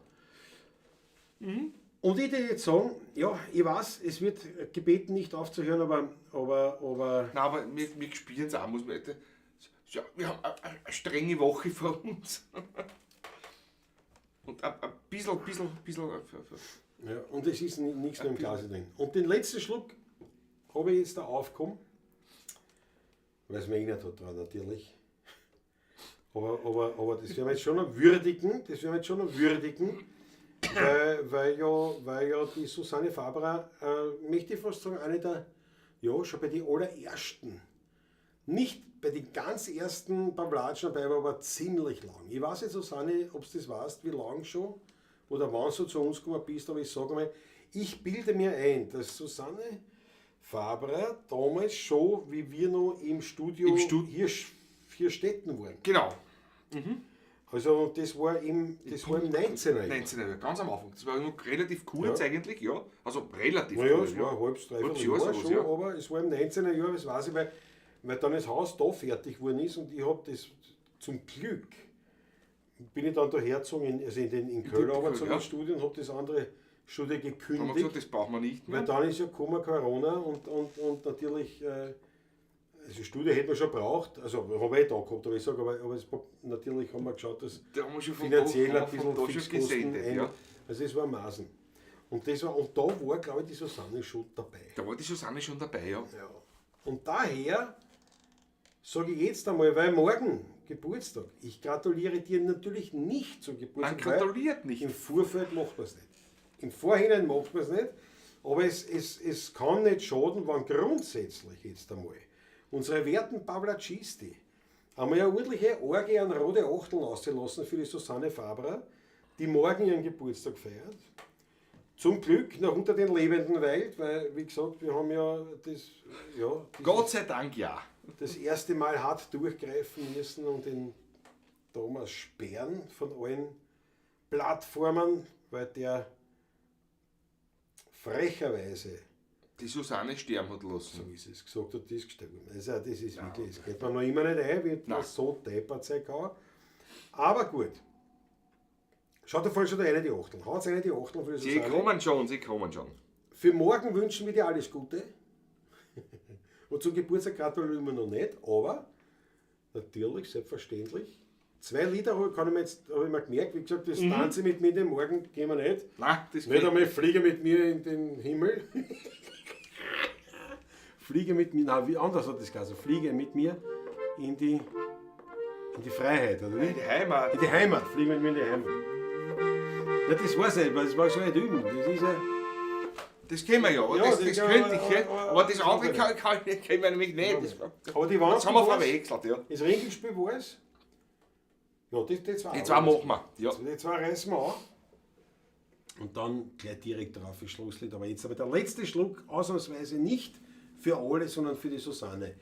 Also in diesem Sinne, alles Liebe und einen schönen Tag wünschen wir dir morgen. Alles Gute. Ich nehme einen Schluck Wasser.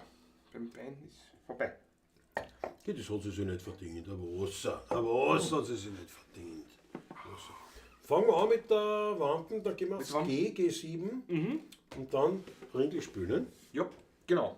Das ist ein Plan, ne? Wenn Leute in Grenz im Soffen sind und eins erinnern mir, da fangen sie zum Aufstehen, zum Singen und zum Lieben. Was sie nicht sind, was sie nicht haben, für mich sind sie eine Hund. Ich sage ihnen, was ich hab, und das hat seinen Grund. Ich Oberwürztraum Wampen, den zeig ich gerne her. Und wenn ich nicht die Wampen hätte, wär ich schon Millionär. Ich Oberwürztraum Wampen, den kostet ein Schippe Geld. Und wenn ich nicht die Wampen hätte ich auf der Welt eine Villa am Meer, ein Rolls-Royce mit Chauffeur, 2 Wiener und eine Kammerfrau, die ganze Woche blau. Ein Jotter aus dem Wald, ein Weiberl, das mir gefällt, aber nicht einmal um noch viel mehr, gib ich mein Wampen her. Wenn ich dann aufs Finanzamt gehe, da trifft mich gleich der Schlag. Da legst du doch ein Zettel hin, bitte mit 45 Fragen. Vermögen, Erbe, Grundbesitz, Geschäft und Inventar. Aber ich druck da fest den Bleistift auf und schreib aufs Formular. Was schreibe ich? Also ich hab ein Würztraum-Wampen, den zeig ich gerne her. Und wenn ich nicht die Wampen hätte, ich schon Millionär. Ich hab ein Würztraum-Wampen, die kostet ein Schippe Geld. Und wenn ich nicht die Wampen hätte, ich auf der Welt eine Villa am Meer, ein Rolls-Royce mit Chauffeur, 2 Wiener und eine Kammerfrau, die ganze Woche blau. Ein Jotter aus dem Wald, ein Weiberl, das mir gefällt, aber nicht einmal um noch viel mehr, gib ich mir Wampen her.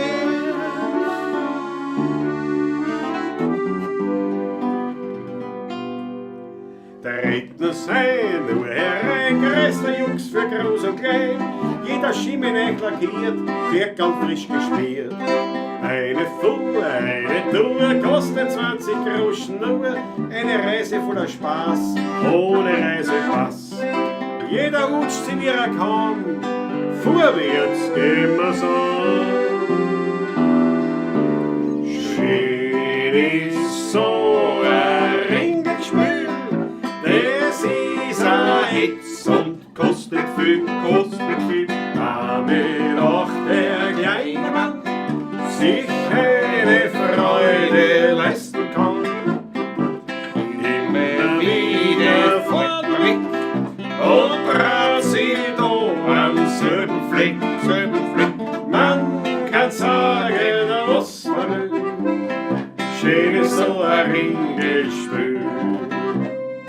Der Herr Franz ganz diskret mit seinem Flirte-Bruder geht. Er ist zwar ein Ehemann, doch was liegt er dran? Nix. Mit Gaudet und Bahö vor die beiden Karussell. Plötzlich sagt sie Franzl, schau, ist das nicht die Frau? Ja, sagt er, fix war dann stehen, mit meinem Zimmer her. Schön ist so ein Ringspiel, das ist ein Hitz und kostet viel, damit auch der kleine Mann sich eine Freude leisten kann. Immer wieder vorbei und rasiert am selben Fleck. Man kann sagen, was man will, schön so ein Ringelspiel.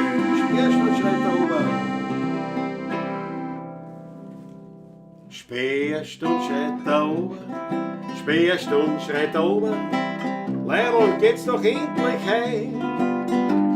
Doch mir steht jeder Biss, das Kassel mit den Schlüsseln, ich trink jetzt noch ein Flasche Wein. Einer muss weiterspielen. Erst wann der Milchner mit dem Mühlekadel schert, wird's für mich Zeit, nach Haus zu gehen. Denn sowieso bin ich vom Weidl ganz schön deppert, als was ich auch schon durch doppelt sehen.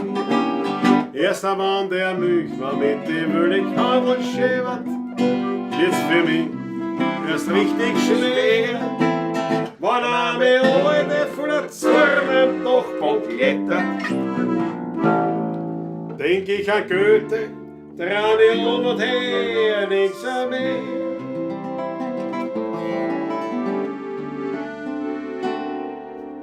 Herr Wirt, ein Vorschlag, noch nicht so deppert. Ein letztes Viertel. Ich hab das super hingebracht. Der Abend mit euch war wirklich leibend, das hat uns gefreut. Aber für heute singen wir das allerletzte Lied. Weil jetzt wird's fürs Heimgehen langsam Zeit. Wir haben jetzt gesungen und haben viel gelacht, den Abend miteinander verbracht. Es ist auch gemeint worden bei manchen Lied. Wir haben heute getrunken und haben was gegessen, den Alltag miteinander vergessen. Doch sind wir ehrlich, wir werden schon langsam mit. Herr Wirt, ein Vorschlag. Ein letztes Viertel.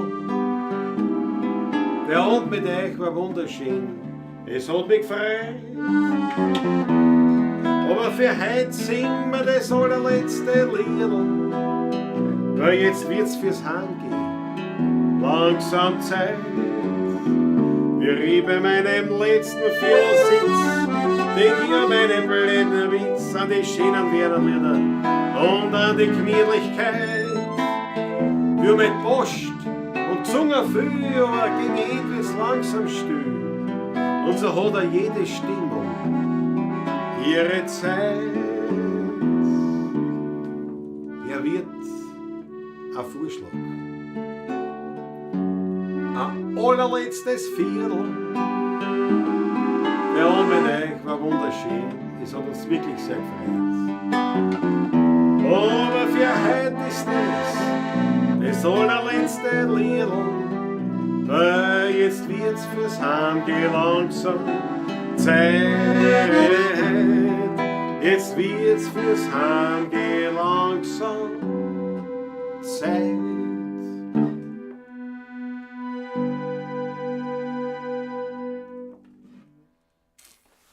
Alles Liebe, pfiat euch Gott, Dankeschön.